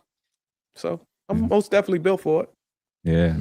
And Dave, before you do, I want to get through some of these super chats. And real quick, this guy said, Kwan 2443, this is a must needed conversation. So everybody that's currently still watching this, both the haters and haters that's gonna watch, for everybody that actually thinks this is an actually helpful, good conversation that men and women need to hear, all that we ask is that you like this and that you send it to at least 2 or even 3 people. Thank you, Kwan, for that. As far as some of the super chats that I've seen so far, Shogun Swarthy, thank you for the $5. A scapegoat is an individual or group unfairly blamed for others' misfortunes, mistakes, or sins. The black man is the scapegoat in this. I think 2 things could be true. I think that we do have a problem. Our women are most at risk. Overwhelmingly, it is black men doing it. So that's a problem. Like, we can't sit here and be like, well, it's just one individual. Yeah, it is one individual, man. But my argument, and what I think what Darwin is saying is, we have to become more intentional about being on the lookout for the warning signs, recognizing even in our own relationships what we could potentially be susceptible to, and start making adjustments and pushing and pulling each other in directions, if we can, if we have relationships, to try to reduce the odds of this type of stuff happening. The moment you find out so-and-so is going through a divorce, reach out to that brother and find out and see where his state of mind is. A lot of people are like, let me just give him space. Let me just let him handle this stuff. You have no idea what's probably hit that man, especially if he's never gone through it before. I ended up on a bridge. Other people in Willingboro, New Jersey, who went to the same schools and areas that I grew up in, same scenario as Louisiana. Except the 2 little boys lived, and he took out himself and his girlfriend, the mother of his kids, in Willingboro, New Jersey. Miss Couture, thank you for gifting us some memberships. Appreciate you. My uncle is Kung Fu for young black men as far as the Korean War. His mission is to help inner city black boys control their extrinsic situation with balance. Praise God. He is my uncle. Thank you, madam. Sylvia Love Jones, $5. Mental health is one thing. Management of emotions is another. Yes, Sylvia, and they're related. And I appreciate you for that. And Captain Caveman, my guy, amen. When my father passed, instead of sympathy, my daughter's mother went on attack using the system. If it wasn't for my cousin having his ear, Lord knows what I would have done. Mental abuse is in men is real and ignore it. Shake my head. Appreciate you, brother, for the 20. Shogun again. I'm over it. There are individuals who want black men to cease from existing. The social misandrous norms have become unreasonable. Yeah, man, we definitely talked about the divestors last week or whatever, and it's unfortunate, along with the white supremacist mindset. But this mindset that we're talking about tonight is one where these men think and feel as though they and the women that's in front of them no longer gets to exist as well. So it's also a shocking and unfortunate problem for sure. Floyd Drivers, thank you for the $9.99. Facts, Dave, preach. Ms. Couture again, sometimes we don't know who we really are until we get into a long-term relationship, and that is where we learn the most about ourselves. Thank you, True, for the $9.99. From my understanding, a lot of us men and women tend to stay in toxic relationships stems from households or toxicity from relatives. Correct me if I'm wrong. We definitely learn bad patterns. A lot of people do a big thing, especially in the black communities. Well, you know that's your mother at the end of the day. You know that's family at the end of the day, and they're kind of training you to stay in environments and accept behavior that you otherwise probably wouldn't and shouldn't if you were more if you were at a healthier point. Eric Alexander, thank you for the $19.99. There are men who have taken their own lives rather than take out negative emotions on others after failed relationships and marriages. An example that comes to mind is Jason David Frank, aka Green Ranger. Yeah, he definitely recently passed. And then last but not least, Cape and Caveman again, $10. It's funny they created a show for women called Snapped, making logical excuses to why they were violent and blamed the men. Only show men get is the news and being called monsters. No excuses, SMH. Yeah, man. I think we're all used to the reality that, like what Obsidian said, man, in terms of there's just going to be a different reaction and response when men do it. Get used to it. We're not equal. It's not even. It's never ever going to be. But what's important for the people who actually care about relationships and actually care about men to figure out strategies, techniques, alternatives, and avenues of how these men, whether it's ourselves or others, can connect with each other and get help and resources together.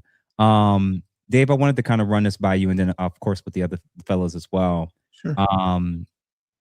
You mentioned earlier at the beginning of the show, it's not just that men need to be better with their screening and what they're reacting to and what they're accepting and removing themselves from situations. Relationship involves two parties. And you mentioned that you said that women need to actually reevaluate the type of men that they keep labeling as boring that they're ignoring. Of course. Let's keep it honest. Let's be 100% honest, because I hate having disingenuous conversations with the intellect that is on this panel. We know the patterns. We don't like to talk about the patterns because when we do, then we get accused of being misogynist or dodging accountability or not understanding how it goes. Joseph Warren Walker of the Mount Zion Baptist Church in Nashville, Tennessee, famously said when I was in my mid-20s, men's first reaction is physical. A woman's first reaction is financial. Ooh, I was about to say verbal, but I hear you. So if I know for a fact, and I'm going to speak for myself the same way Obsidian spoke for himself, the same way you spoke for yourself, everybody spoke for himself, including Darwin, which, you know, for a young man with such little experience, he did a great job. Good job, Darwin. Excellent. I know beyond a shadow of a doubt that women have been, I don't want to use the word, conditioned to be hypergamous.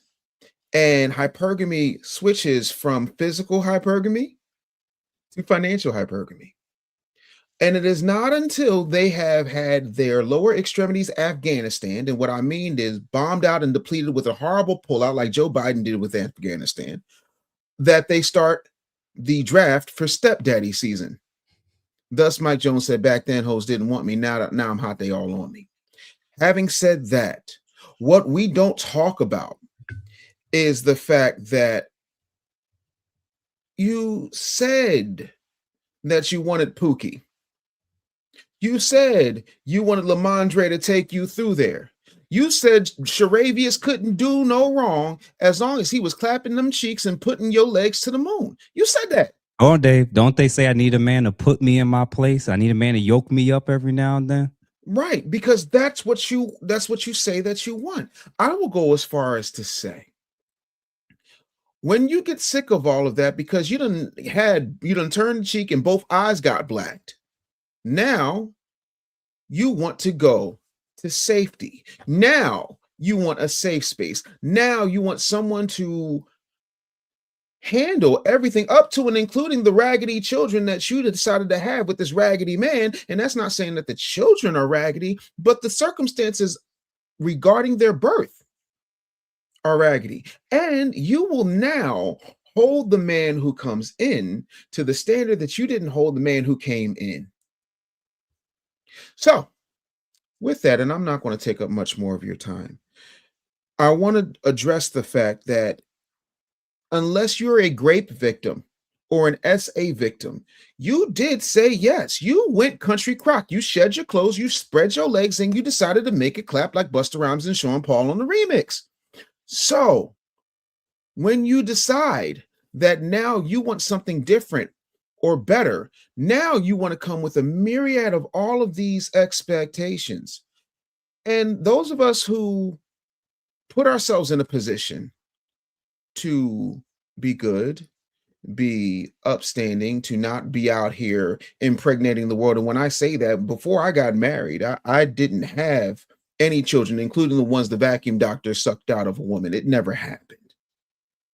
That doesn't mean that I'm better. That means that I made a certain level of choice when it came to my sexual discipline.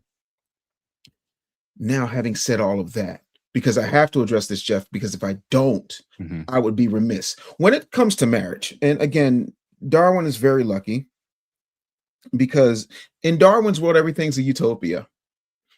I'm being facetious, but seriously though, what we need to have the conversation about is you're not just marrying the woman as a man. Let me tell you the things that these men are too nice to say. You ain't marrying a woman, you're marrying her family.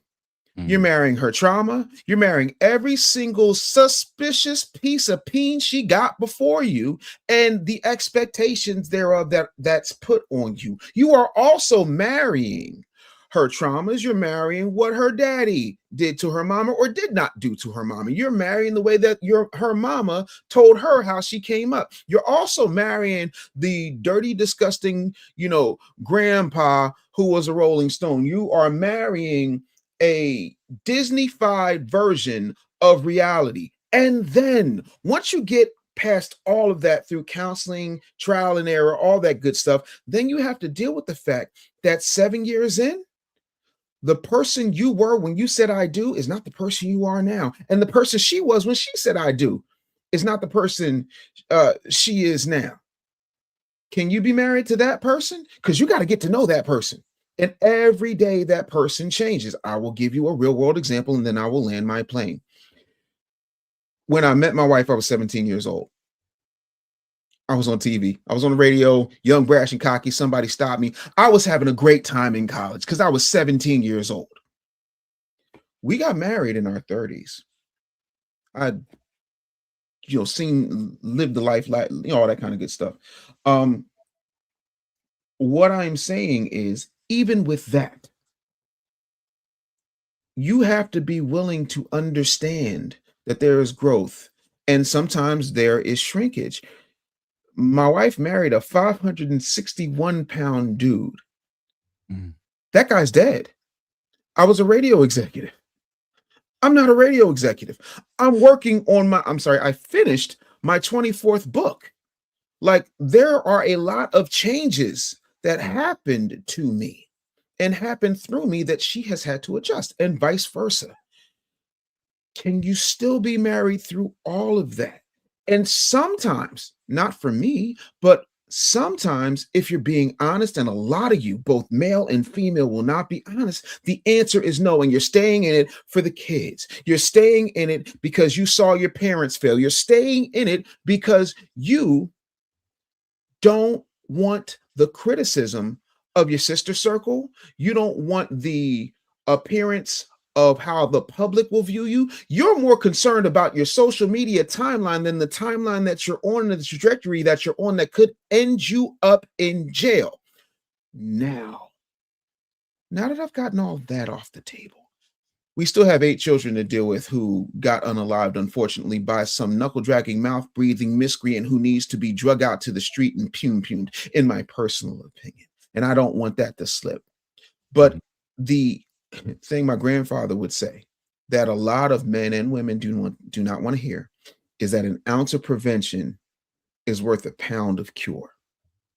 If you stop doing hot girl summers at 43, if you stop going on the girls trip, and if you stop trying to meet Prince Charming in the back of McMahon's shaky butts, maybe, just maybe, you might have a chance of surviving all of those things that I listed that you're going to get married to if you choose to go to the chapel and get married. But I digress. Appreciate you, brother. Philosophical. He actually posted something today that I wanted to This ain't funny. This ain't no aha, that's what you get moment. No, this is horrible. I would hate for this to be my sister, my daughter, anybody, but sister, girl. Why the fuck do y'all keep giving your womb to men with lengthy criminal history? I know these kind of guys. They're not even witty. They're not even smooth. They're not even that cool. They just got tattoos. They listen to a lot of drill music, and they're aggressive and emotional. Why is that turning you on so much? Y'all are turned on by idiots, and then when real smooth and suave niggas come, you think they weird. This is crazy. Y'all turn around and say protect all black women, protect yourselves, protect each other.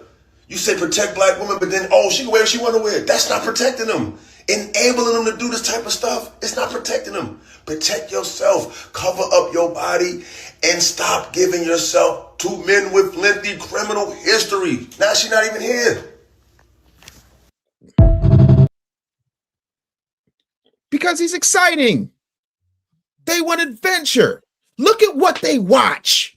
You think I'm lying? The number, listen, say whatever you want, and this is no diss to anybody making their money however they make their money. The number one subscriber demographic for Zeus are women between the ages of 25 and 54. Bye-bye now. See ya. Happy trails. There's a reason that Andy Cohen gets off on watching black women fight each other on the Real Housewives of Atlanta. There's a reason why y'all sit up here and applaud Sexy Red, but will I'm trying to watch my language. Will crap on somebody like her name just Chrisette Michelle because she sang at an inauguration ball. This is the mindset that you have to deal with. And that's why I think there's two things from a scriptural perspective, because everybody wants to be so spiritual and you got your waist beads and your herbal tea. But let me tell you what the Bible says. It says two things. It says a lot, but these are the two things I want to highlight. It is better for a man to live in the corner of the roof of his house than be in a house with a quarrelsome woman. That's one. The other thing, and my favorite all-time verse in the Bible is, and I want you to understand this, be ye not conformed to this world, be ye transformed by the renewing of your mind. Examine what you're taking in. Examine what it is that you are watching, drinking, thinking, speaking, and all around consuming. And ask yourself, could I be an accessory after the fact to the stupid, reckless decisions I made? And what comes with that? That does not mean that you're cheering on anybody's unalivement or deletion, but it does mean that you will be what you see. And they've done studies with plants. Kids do this in high school. They'll take two plants and they'll water it and give them the same type of exposure, but they'll tell one, you're beautiful, you're wonderful, you're incredible. And then the other one, they'll say, you ain't shit, you this, that, and the third. And the one that gets spoken to negatively over time will wilt and die, even though the conditions are the exact same. But of course, it's just your guilty pleasure. It doesn't mean anything. And then you wonder why you popping off at the mouth. And or if your man knows that you never pop off on Pookie like that, because Pookie won't only just take you through the mattress, he'll take you through the funeral home. You feel safe to pop off because you have no control over any other aspect of your life. And I'm not saying you deserve what you get.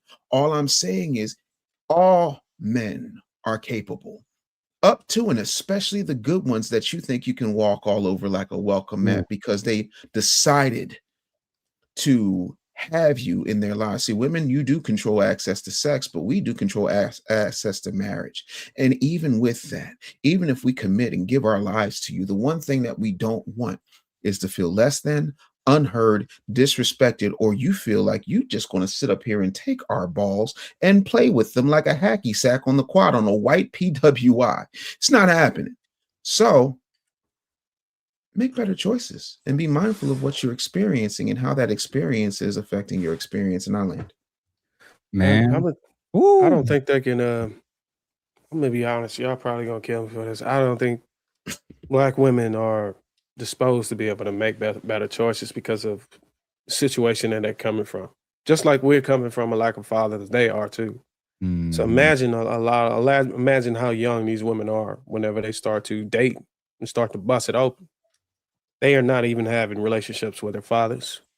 And even if they do have fathers, a lot of these women tend to disregard going through their father for relationships. You get what I'm saying? So we got to kind of understand that that's just going to happen. These women are not going to be equipped with the proper discernment to make better choices, which is why the Pookies are I always say Pookies always get first dibs. Yes. And I'm willing to go on a record and correct me if I'm wrong. I think all of the women that we got right now, a lot of guys don't want to admit this, even my wife. I believe that Pookies have first dibs for all our women right now today. Nice guys don't finish last, they just fuck first. It is what it is. They done had them. Like that's the game. And we can be mad at it, but that's just how it is. Our demographic of women are always going to go through the Pookies first. And by the grace of God, they run into us. You know what I'm saying? And who we've become, so to speak, so that they can be in a better relationship. But if we're expecting these women to make better choices, fellas, don't hold your breath. So if what you're saying is true, hold on, Darwin, if what you're saying is true, this is why the manosphere and these spaces that everybody thinks needs to shut up and close down, this is why it matters the quality of woman that you pick. Why? Because you can be the most incredible saint and mature, clinically sound person in the world, but if you keep living around a person that doesn't respect you, doesn't like you, doesn't listen to you, dehumanizes you, shames you in front of other people, you don't know what you're capable of. As a human being and as a man, when you keep staying in an environment where you're not allowed to be human, when you're constantly attacked, disrespected, maybe even physically attacked yourself, you don't know when you finally snap what that version is and looks like. This is why you don't stay and endure and do and deal with this type of stuff long term. You can't. We're trying to give men the traits. It's, of course, you want men to work out. You want them to meet with a life coach. You want them to maybe do some therapy if they need it. You want men to self-improve. That's the whole point of this space. But how can you self-improve with somebody who's weighting you down emotionally, psychologically? You can't. You cannot focus on self-improvement if you're keeping someone around you that you know is going to prevent that from happening, gentlemen. A thing I wanted to play real quick is and we talked about this whole thing of the illusion of power. Women believe that they can, and Dave kind of mentioned it.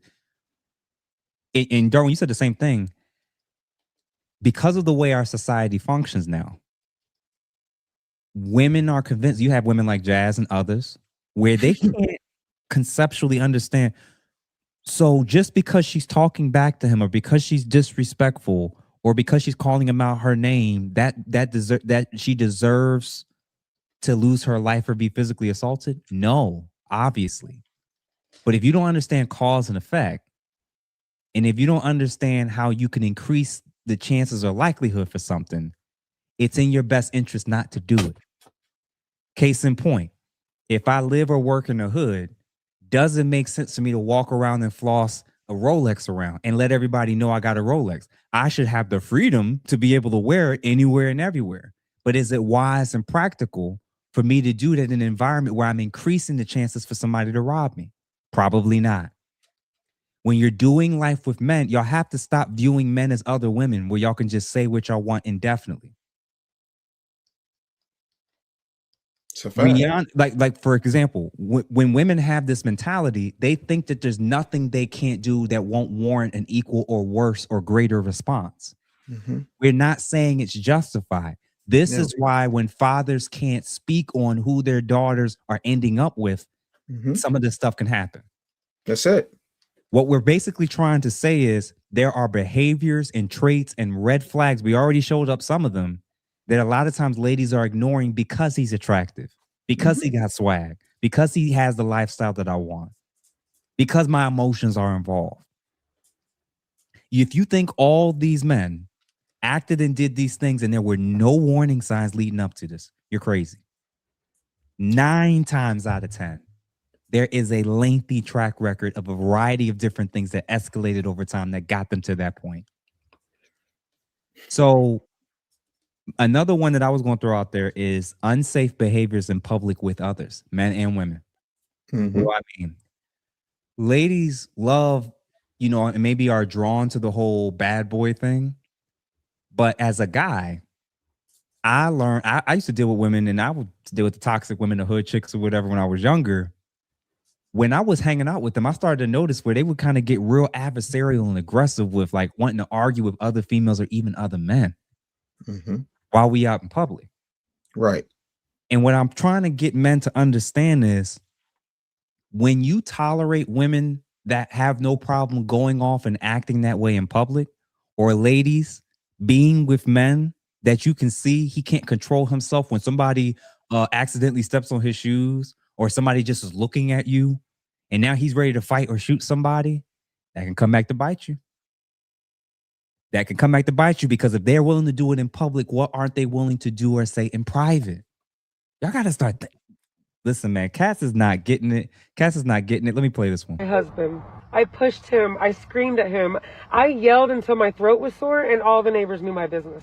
I would get in his face, curse him out, slam doors like it was my full-time job. And every time that man would build me up, once I started to learn his pattern, I would take so much advantage of the love that he would give me. Have you guys noticed that most married men aren't actually happy? Most married men are lying to themselves and gaslighting themselves into thinking that they're happy in a marriage, which is loveless, sexless, where the woman always argues. I will literally bully my husband every single second of every day, but I'm the only one that can be mean to him. I don't know who needs to hear this, but stop being mean to that man before it's too late. I don't know what this is psychologically, where like you'll be with someone that you secretly have resentment toward. If you don't truly feel strongly about that person, you don't belong in a relationship with them, and treating somebody like your rag doll is just such an awful thing to do to anybody. Oh, guys, I yelled at my boyfriend this morning for like the first time ever. You know, my boyfriend, the angel boyfriend that was literally making me breakfast this morning while listening to classical music. Yeah. Let's talk about something most men don't even realize, that they're being emotionally or mentally abused by their partner. Yeah, it happens to men too. If my husband talked to me the way that I talk to him sometimes, I would be in a literal puddle. I am so mean to that man. Unfortunately, we live in a culture that loves to demean men. You watch all the sitcoms, all the movies where men are beat up and put down by their wives like it's a sport. Like the women are looking for a medal at who can be funnier at the expense of their husbands. The amount of you women that hate your husbands is beyond me. So See, those are the women. So real quick, Darwin, and then jump in. So for everybody that doesn't understand why ladies' actions also contribute to this, that what you don't understand is that when it's a relationship and there's a dynamic going on, all these situations aren't just a guy just decided because it's Tuesday, now it's time for me to smack a woman around.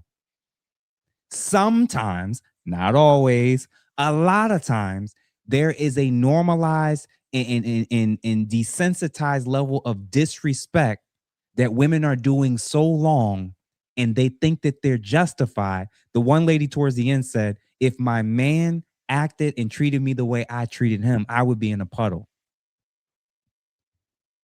Ladies, sometimes the guy that snaps or the guy that moves like this, reevaluate. This is hard for ladies to do because we're victim shame.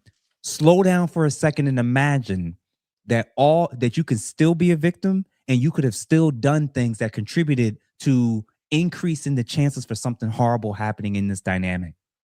You can be a legitimate victim and you were a horrible person before you got attacked.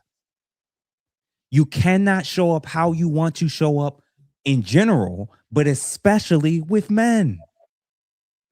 If men showed up how some of you ladies showed up, these men would take their lives.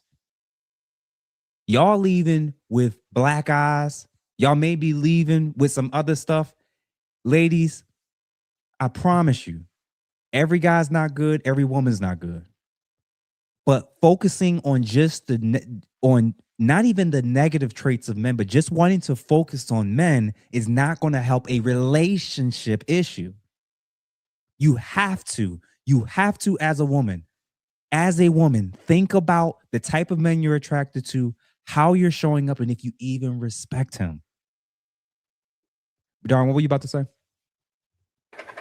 First of all, I was going to say that all of those women out there that was doing their man wrong, I would say 9 times out of 10, those dudes that's tolerating that probably got a chick on the side. That's just how it happens, bro. You disturb a man peace, bro, he gonna get peace somewhere else. It is what it is. But I will say that a lot of the I think most men are like me in this instance. Whenever we're dealing with women or significant others, we don't really come in the room starting shit. We don't just come in and pick fights. We enter into conversations and it turns into a fight because it usually starts like this. A woman wants to tell you how you made her feel. A woman wants to tell you how she feels. And that turns into her judging you. It's not, fellas, when a woman, and y'all probably can put a one in the chat if y'all believe me. When a woman come telling you how you feel, bro, the likelihood of that shit turning into an argument is almost inevitable, bro. It's never just about how you feel. Okay, I'm sorry how you feel that way. It's no, well, why did you make me feel that way? And then you were always doing this, and you were doing, and it'd be some shit that happened 2 months ago sometimes. And I might be projecting a little bit, but I'm just trying to be relatable. Because like I said, just because we're behind a microphone and we happen to be experts and deal with other people and help people navigate them, doesn't mean that we're absolved from the same shit y'all go through. We go through the same shit. Excuse my language. So that's all I wanted to say on it. Obsidian, what about you?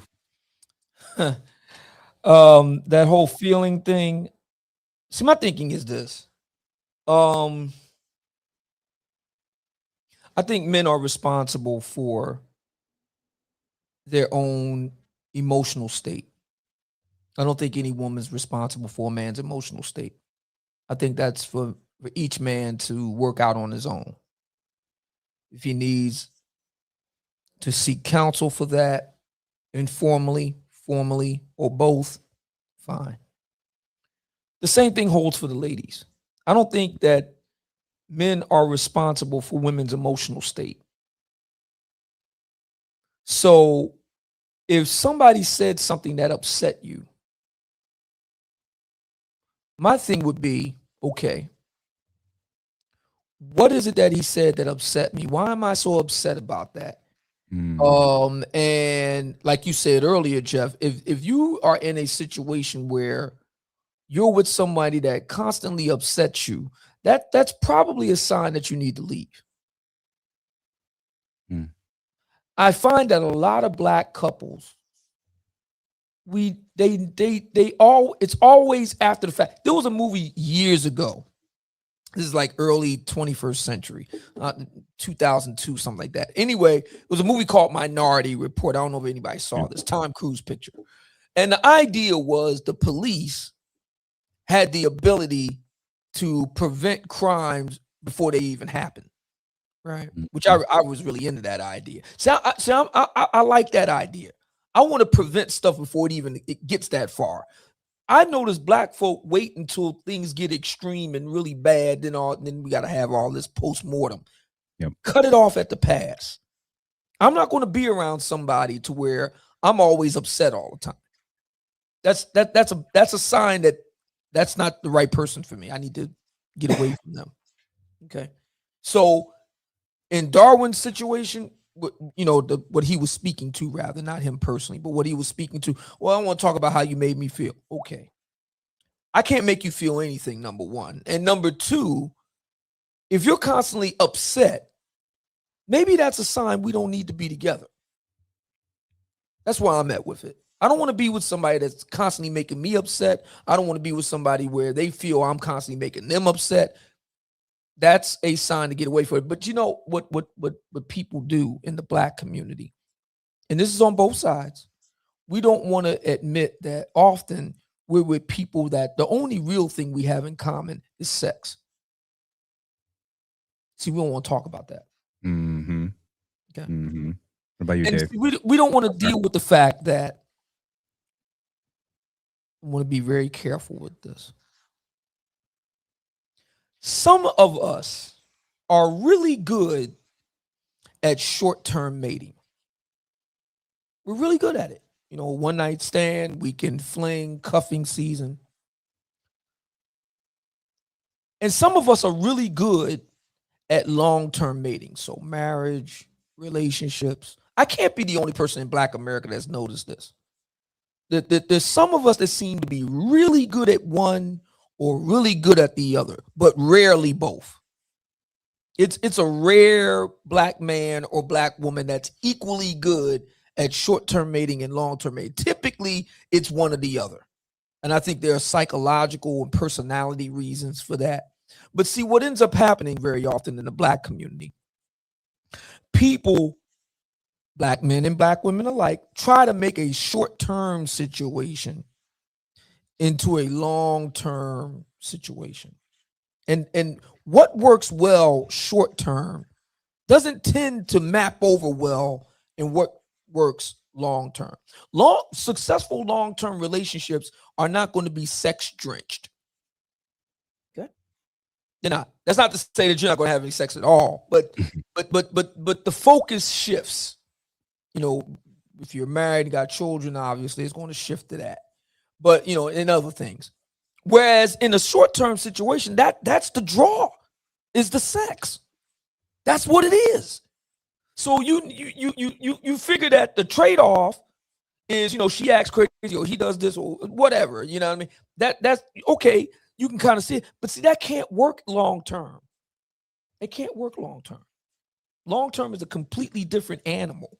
Yep. Completely different animal. And see, this is the reason why I say, Jeff, I don't think Black people, so that we're clear, not just Black women, Black men too. I don't think many of us really want to know how long-term relationships work, because the reason why I say that is because what we really want is performance. And see, when you're in a short-term situation, that's what you're getting. You're getting a performance. She's performing for you and you performing for her if you're a man, and all of that. And that's great in that moment. But day to day, it can't be a performance every day, bro. It can't be. By definition. Good relationships are boring. There's no drama. There's no fighting. There's no gratuitous back shots on the balcony every day. No. Good relationships are like kind of mundane and boring and uneventful. That's what good relationships are. So this is the reason why I say to brothers, when you hear sisters say, "Oh, I don't like," matter of fact, Lori Harvey just I just saw this. She dumped Damson Idris because he was too nice. See, that's a sign, brothers, to get as far. When you hear a woman say some stuff like that, she is damaged. Get as far away from her as possible. Think about Chernobyl. Or here, you know about this, Jeff, 3 Mile Island. These nuclear disasters. See, being around nuclear waste can make you sick, man, and kill you. Same thing with these women. Being around these individuals who say what Lori Harvey says, or he's too nice, get away from her. You can't stop trying to save her. She don't save her, bro. She don't want to be saved. Get away from her. Okay? Get back away slowly from her. Just back away. A good relationship is by definition boring. Yeah. Okay. By definition. You want fireworks? Get you a situation. Y'all do what y'all do. Boom, boom, boom, boom, boom, and then that's it. That's all it is. Don't try to convert her into a long-term relationship. Don't try to convert him into a long-term relationship. Y'all just got together, do what y'all do. That's it. And leave it alone. Yeah. Yeah. And my initial point for me, obviously we talked about we want men to get involved with other men and not live in isolation. I have a virtual self-improvement group. Many other men I know actually are running these now, in person or virtual. We are starting to encourage more and more men to actually choose the correct therapist that understands men and know what men's needs are for sure. But my warning to ladies specifically, this is something I want them to kind of think about seriously. When you're deciding or been ready to go through a divorce, separation, or breakup, that's actually not the time to try to make someone pay and be punished as much as humanly possible. It's actually not the time. I know ladies think, now that he means nothing to me, let me do the worst thing possible imaginable to him. Ladies, y'all gonna end up like one of these statistics. Divorce, separation, and breakups is actually not the time to try to do the worst things imaginable to try to punish this man as much as humanly possible. Weaponizing that man's access to his children can cost you your life. Destroying his reputation maliciously can cost you your life. Having that man continually raising a child that only you know is not his can cost you your life. Destroying his physical property and attacking him verbally, physically, psychologically can cost you your life. I'm going to say this, man. Ladies, you're not responsible for a man putting his hands on you or trying to take your life. At all. But there are things that you can do that can absolutely increase the chances of that happening. What we're challenging you on is to A, stop doing that, and stop sticking around with men that you believe brings that out of you. Mm-hmm. Now, what did Obsidian just say? The men that don't bring that out of you, you think are boring. Yep. So you're going to have to make a decision. Do you want your head thrown up in between the washing machine, or you want to deal with a man that's not going to do that? And can you actually respect him and listen to him? Or is it a guy got to talk to you crazy, or you got to walk over a guy? Why are those the only two options relationally till y'all get old enough and aged out?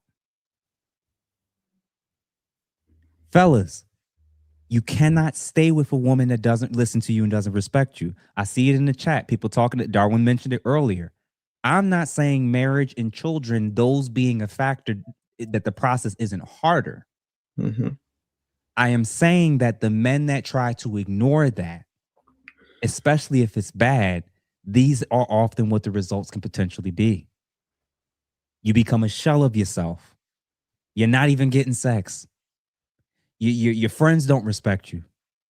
You're ashamed to humiliate to let people know what's going on. You're living in a life of isolation. The loneliest I've ever been was in a relationship with a woman in the past. That was the loneliest I've ever felt in my entire existence of life, was when I was in a relationship with the wrong woman and was trying to stay to make it work. And I'll leave it at that. That's the truth. And the amount of men that's come out of relationships and marriages that said the same thing. The lady in the video said it too. A lot of y'all not happy. And I'm not the one that starts with the whole, you ain't happy, just leave. Just leave because you ain't happy. I'm talking about things that are being done that can result in men snapping and turning into this version of themselves. And to the ladies like Rihanna that are convinced that if he says or does something I don't like or that hurts my feelings, I'm now justified to do anything I want, you're going to end up a statistic. Cheating doesn't justify you putting your hands on that man. As crazy as it sounds, ladies.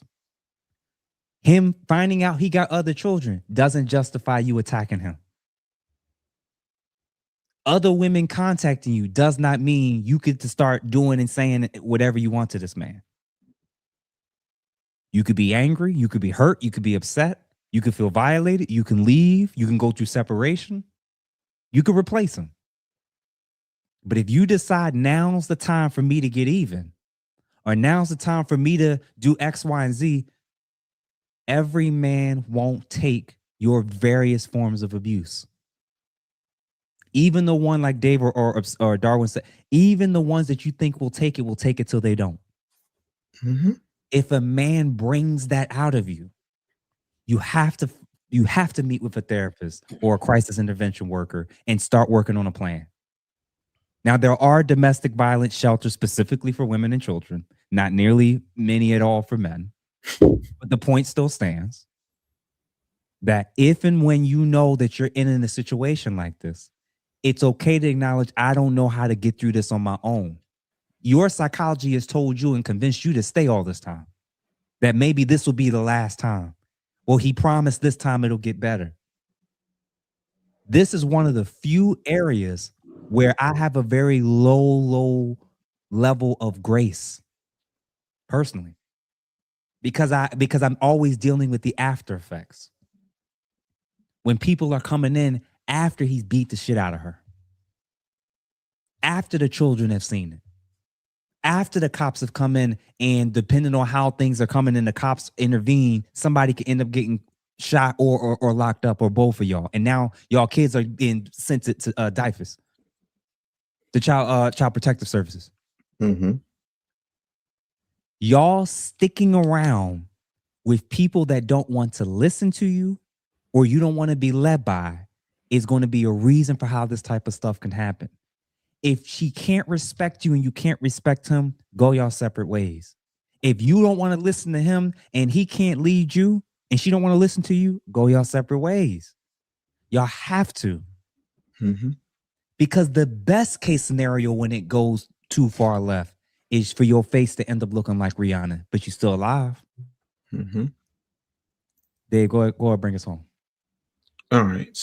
Let me say this. I've seen a lot. I have seen famous couples throw things at each other. Throw things at each other's head. People that you have seen sell out stadiums and charge for pictures at $1,000 a clip. Duck phone sets in hotel rooms. I have seen athletes be smacked around by their baby mamas, wives, whatever the case may be. I've seen actors go through things. There's a lot that we don't tend to like to talk about. But I will say this, to piggyback off of Jeff's eloquent point, the safety of our women is a priority for our men. Those of us who are men. The problem is there's too many women out here confusing adult males with men. Mm-hmm. And because adult males don't come with accountability or standards, guardrails, or pushbacks, you would rather have what you call a real man until that real man puts his real hands around your throat. Till that real man starts doing real man things with your best friend, then you mad. When that real man says, I ain't the marrying type, then he sucked up all of your youth. But somehow in there, it's our fault. And when we point it out, then we're blaming the victim and we don't know how to keep women safe. But my whole thing is there's something that has to be said. First, violence is never okay. Men, you should never put your hand on a woman. However, in a society like the one that we're in, even, and I don't know if anybody here else does martial arts, but I do. You are allowed to defend yourself, incapacitate to the point that you can get away. That is the goal, regardless of who does what. And I'm going to do that because I got to get home to my family one way or the other. Having said that, when you put yourself in a situation where you think that you are either Siegfried or Roy, and you know these tigers so well because they're Bengal tigers and they're so pretty and they're so majestic and they're so big and so strong and they would never hurt you until that tiger goes tiger on you, Roy. If you don't know what I'm talking about, Google it.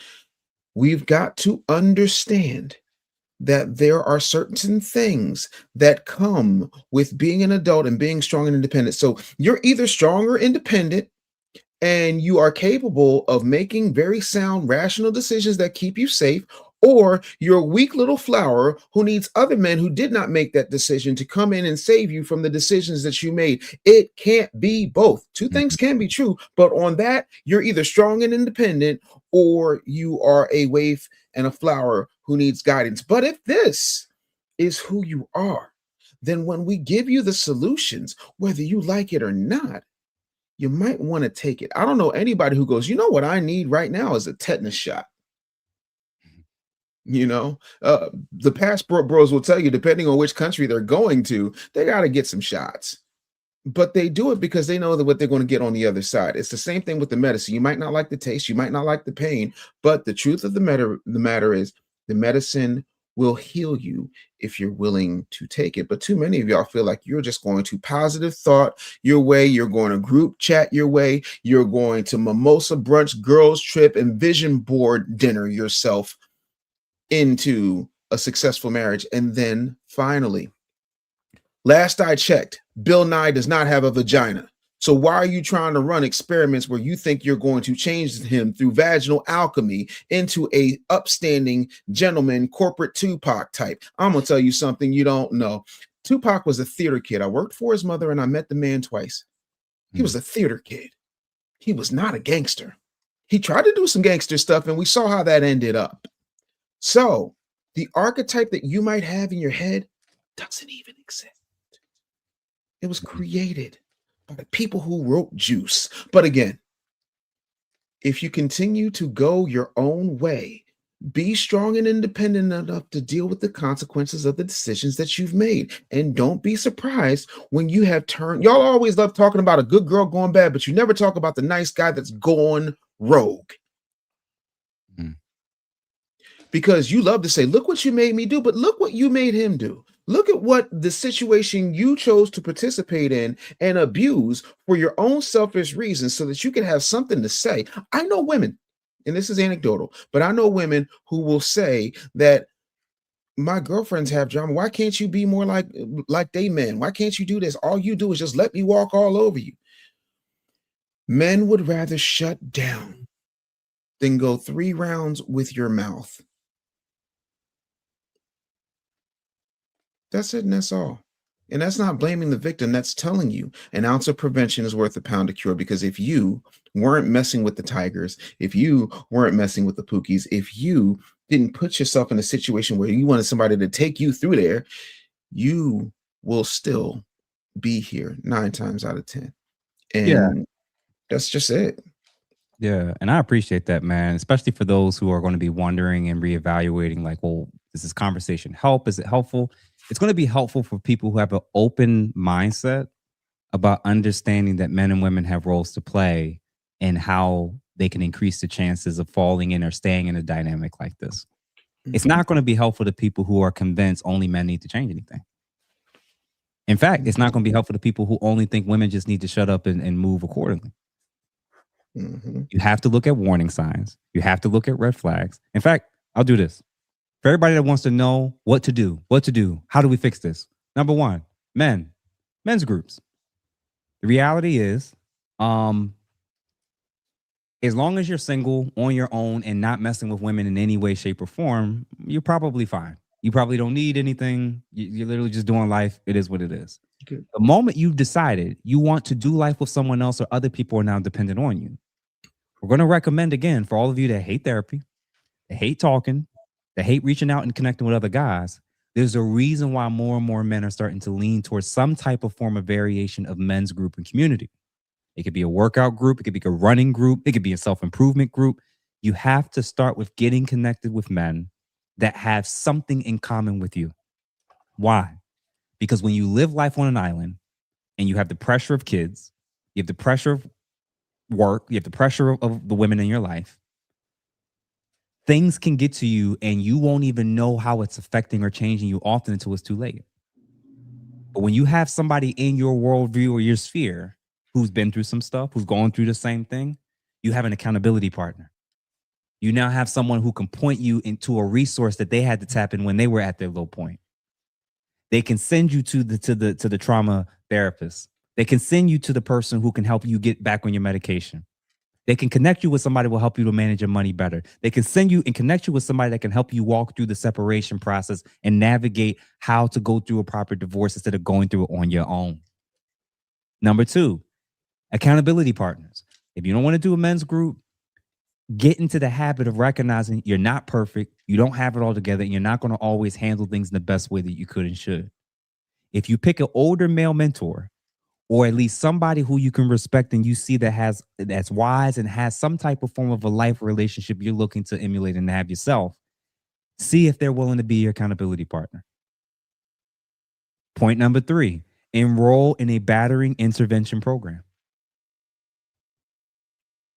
Or at least start with therapy with somebody who has this in their background. It can help you. Number 4,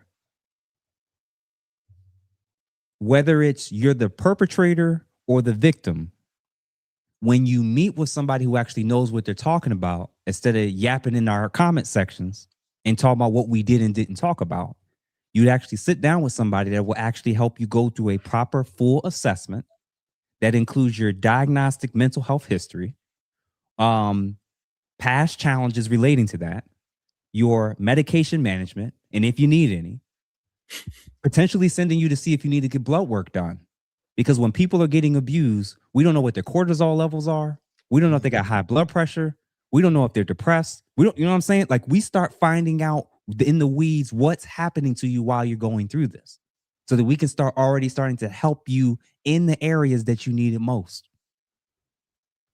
In the course of going through that proper assessment, we're also going to look at lethal means, both with yourself and the other person involved, and who's likely to use it on themselves and or others. That may mean a lot of knives and weapons got to be confiscated. I've had people turn in weapons to my office and drop it on my desk and leave it there till further notice. So while y'all yapping, other people trying to keep other people alive. I've had women that want to keep yapping while men have handed over guns to me. But y'all don't think this through, because you think only one sex got to change anything. How about shut up and listen? We have to identify major problems and potential concerns, and whether or not the potential abuse is random or escalating, whether there's children involved. We have to look at weapons, substance, family members that's involved, friends that's involved, law enforcement, community plan of separation, items that you may need if you're on medication, if you need medication, children in custody, transportation, pickup drop-offs, therapy, homicidal and self-harm assessments, primary prevention, verbal abuse, emotional, physical, sexual, child financial weaponization, self-harm, intimidation, and it's the crazy part. After all of that, we have to get the person that's sitting in front of us to make sure that they're not matching energy, that they don't react, even when they're tempted to. And then see if we can connect them to a domestic violence shelter if they don't have a designated safe place that they can go to. And then incorporating people in their actual lives beyond the therapy session, that's going to be a part of whatever it is that they're about to do in this next journey. And then convince them, for those that's scared to leave, to collect documentation, screenshots, voice recorders, voice notes. But when you don't know any of this stuff, this is why women end up dead and when men end up taking their lives.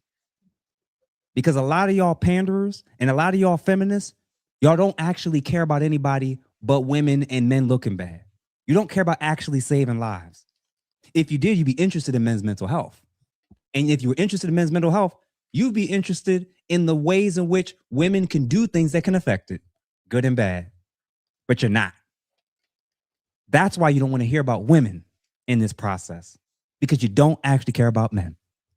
And if you don't care about men, you don't actually care about women, you don't actually care about the Black community or marriages or relationships, you're frauds. That's a plan for everybody that the conscious leads of the world and everybody else. That's a plan. That's an actual plan of actually helping somebody. So everything else y'all doing, you're bringing awareness. Congratulations. Things go viral. Men are dangerous. Congratulations. What's next? And water is wet. That's an actual plan of what to do, how to help. And I like a lot of y'all yappers, some of us have actually been doing this for years. I'm gonna let each of y'all kind of close this out, man. Jeff, I want to thank you once again for taking the lead on this. I wish it were under better circumstances, but this just underscores the need for brothers like you.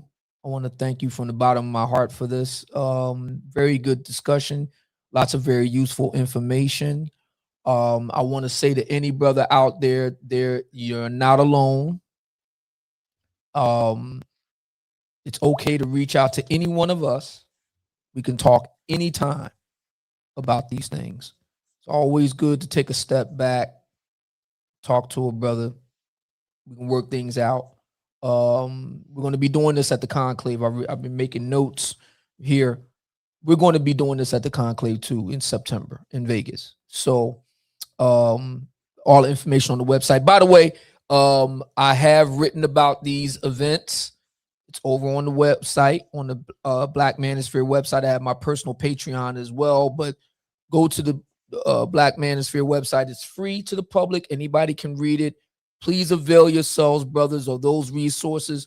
Take this tonight's episode, share it with a brother that you know and love. We're trying to save lives. That's what the Black Manosphere is all about. I want to thank my brothers.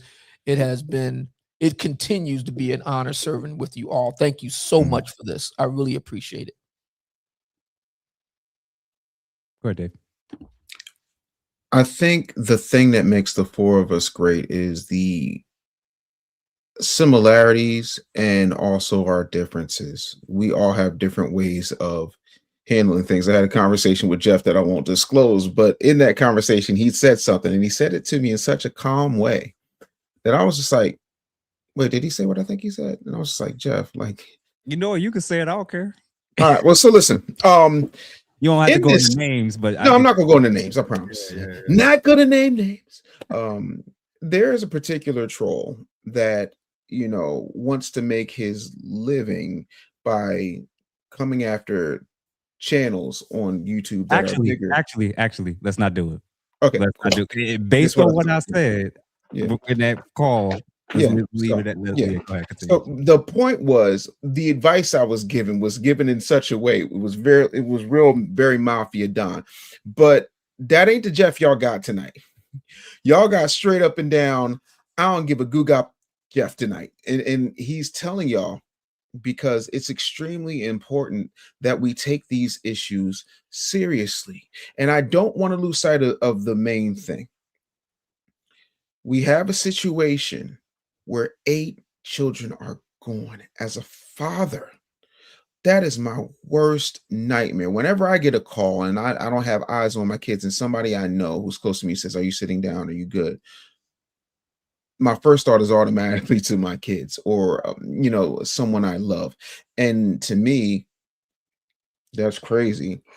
And I'm like, when will we start to realize that there was a time where you couldn't walk down the street in your neighborhood without everybody knowing what the hell happened, and then you got a good talking to, or you got seen?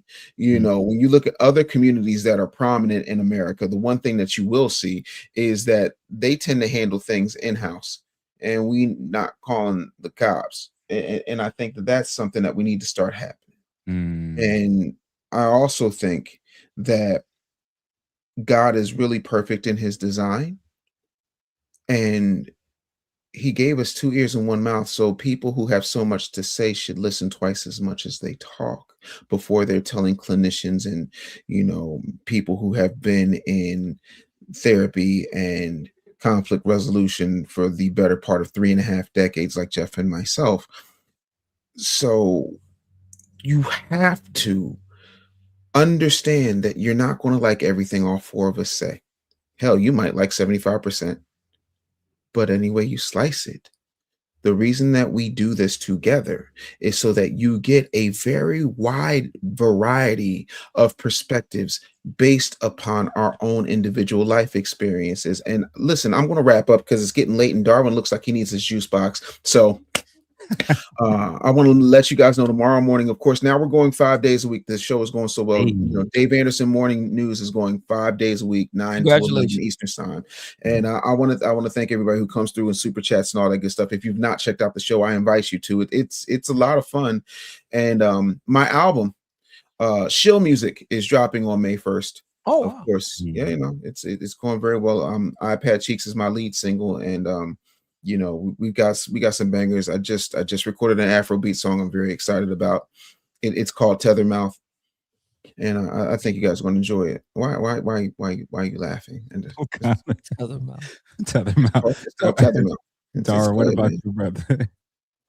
Yeah, all I can say is enjoy the conversation like always. This was one of those subjects where you really gotta be careful with what you say and how you know, it's delicate and there's kids involved, man. So I just appreciate the opportunity to be able to be on a show, on a topic, on live, where we can showcase that, you know, we're able to take accountability as men. And we're not just sitting up here pointing the finger and blaming, either side, we're actually looking at practical solutions on how to mitigate this, and just having somebody that works in the mental health lane Right. among the conversation is grand, because I can't tell you how many posts I've seen coming down my timeline that people not even qualified to speak on the conversation. Mm. And the amount of traffic and engagement they're getting, it's just ridiculous. It's Yeah. like, why y'all even feeding into that whenever these people don't even have the credibility or integrity to speak on this subject matter? So thankfully we got a brother like Jeff to be able to host a topic like this. And it's just funny seeing people who don't have the credibility hosting these topics and don't really know what to say. They just want to, I guess, benefit from the gender war. And that's just a thing that y'all got to watch out for as an audience. So that's all I got to say. That's it. I'm going to say this.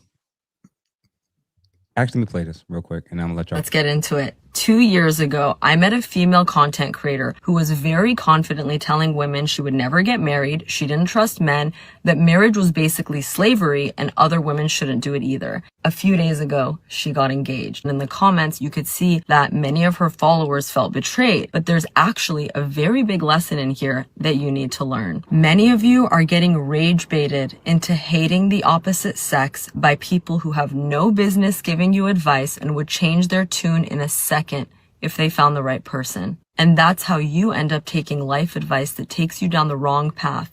Real life advice about relationships, about how to see the opposite sex, how much you trust, how open or closed you are to love, from people who are figuring it out just like you, confused just like you.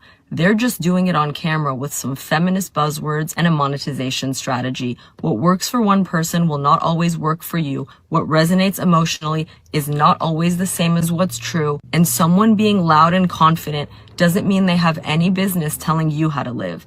I have never seen so many people be afraid of love and the opposite sex in my life. I want no part in this. And please consider that many of today's successful female icons who are empowering you, whether it's Cody Sanchez or Emma Grede or Sarah Blakely, they're all married too. To be an empowered woman doesn't mean to reject love. It means to reject men who are unworthy of you so you can find the one who is. Next time a creator is telling you to hate someone, to distrust someone, to write off an entire gender, ask yourself, is this wisdom or is this someone's very certain sounding opinion that an algorithm decided to put in front of my face today?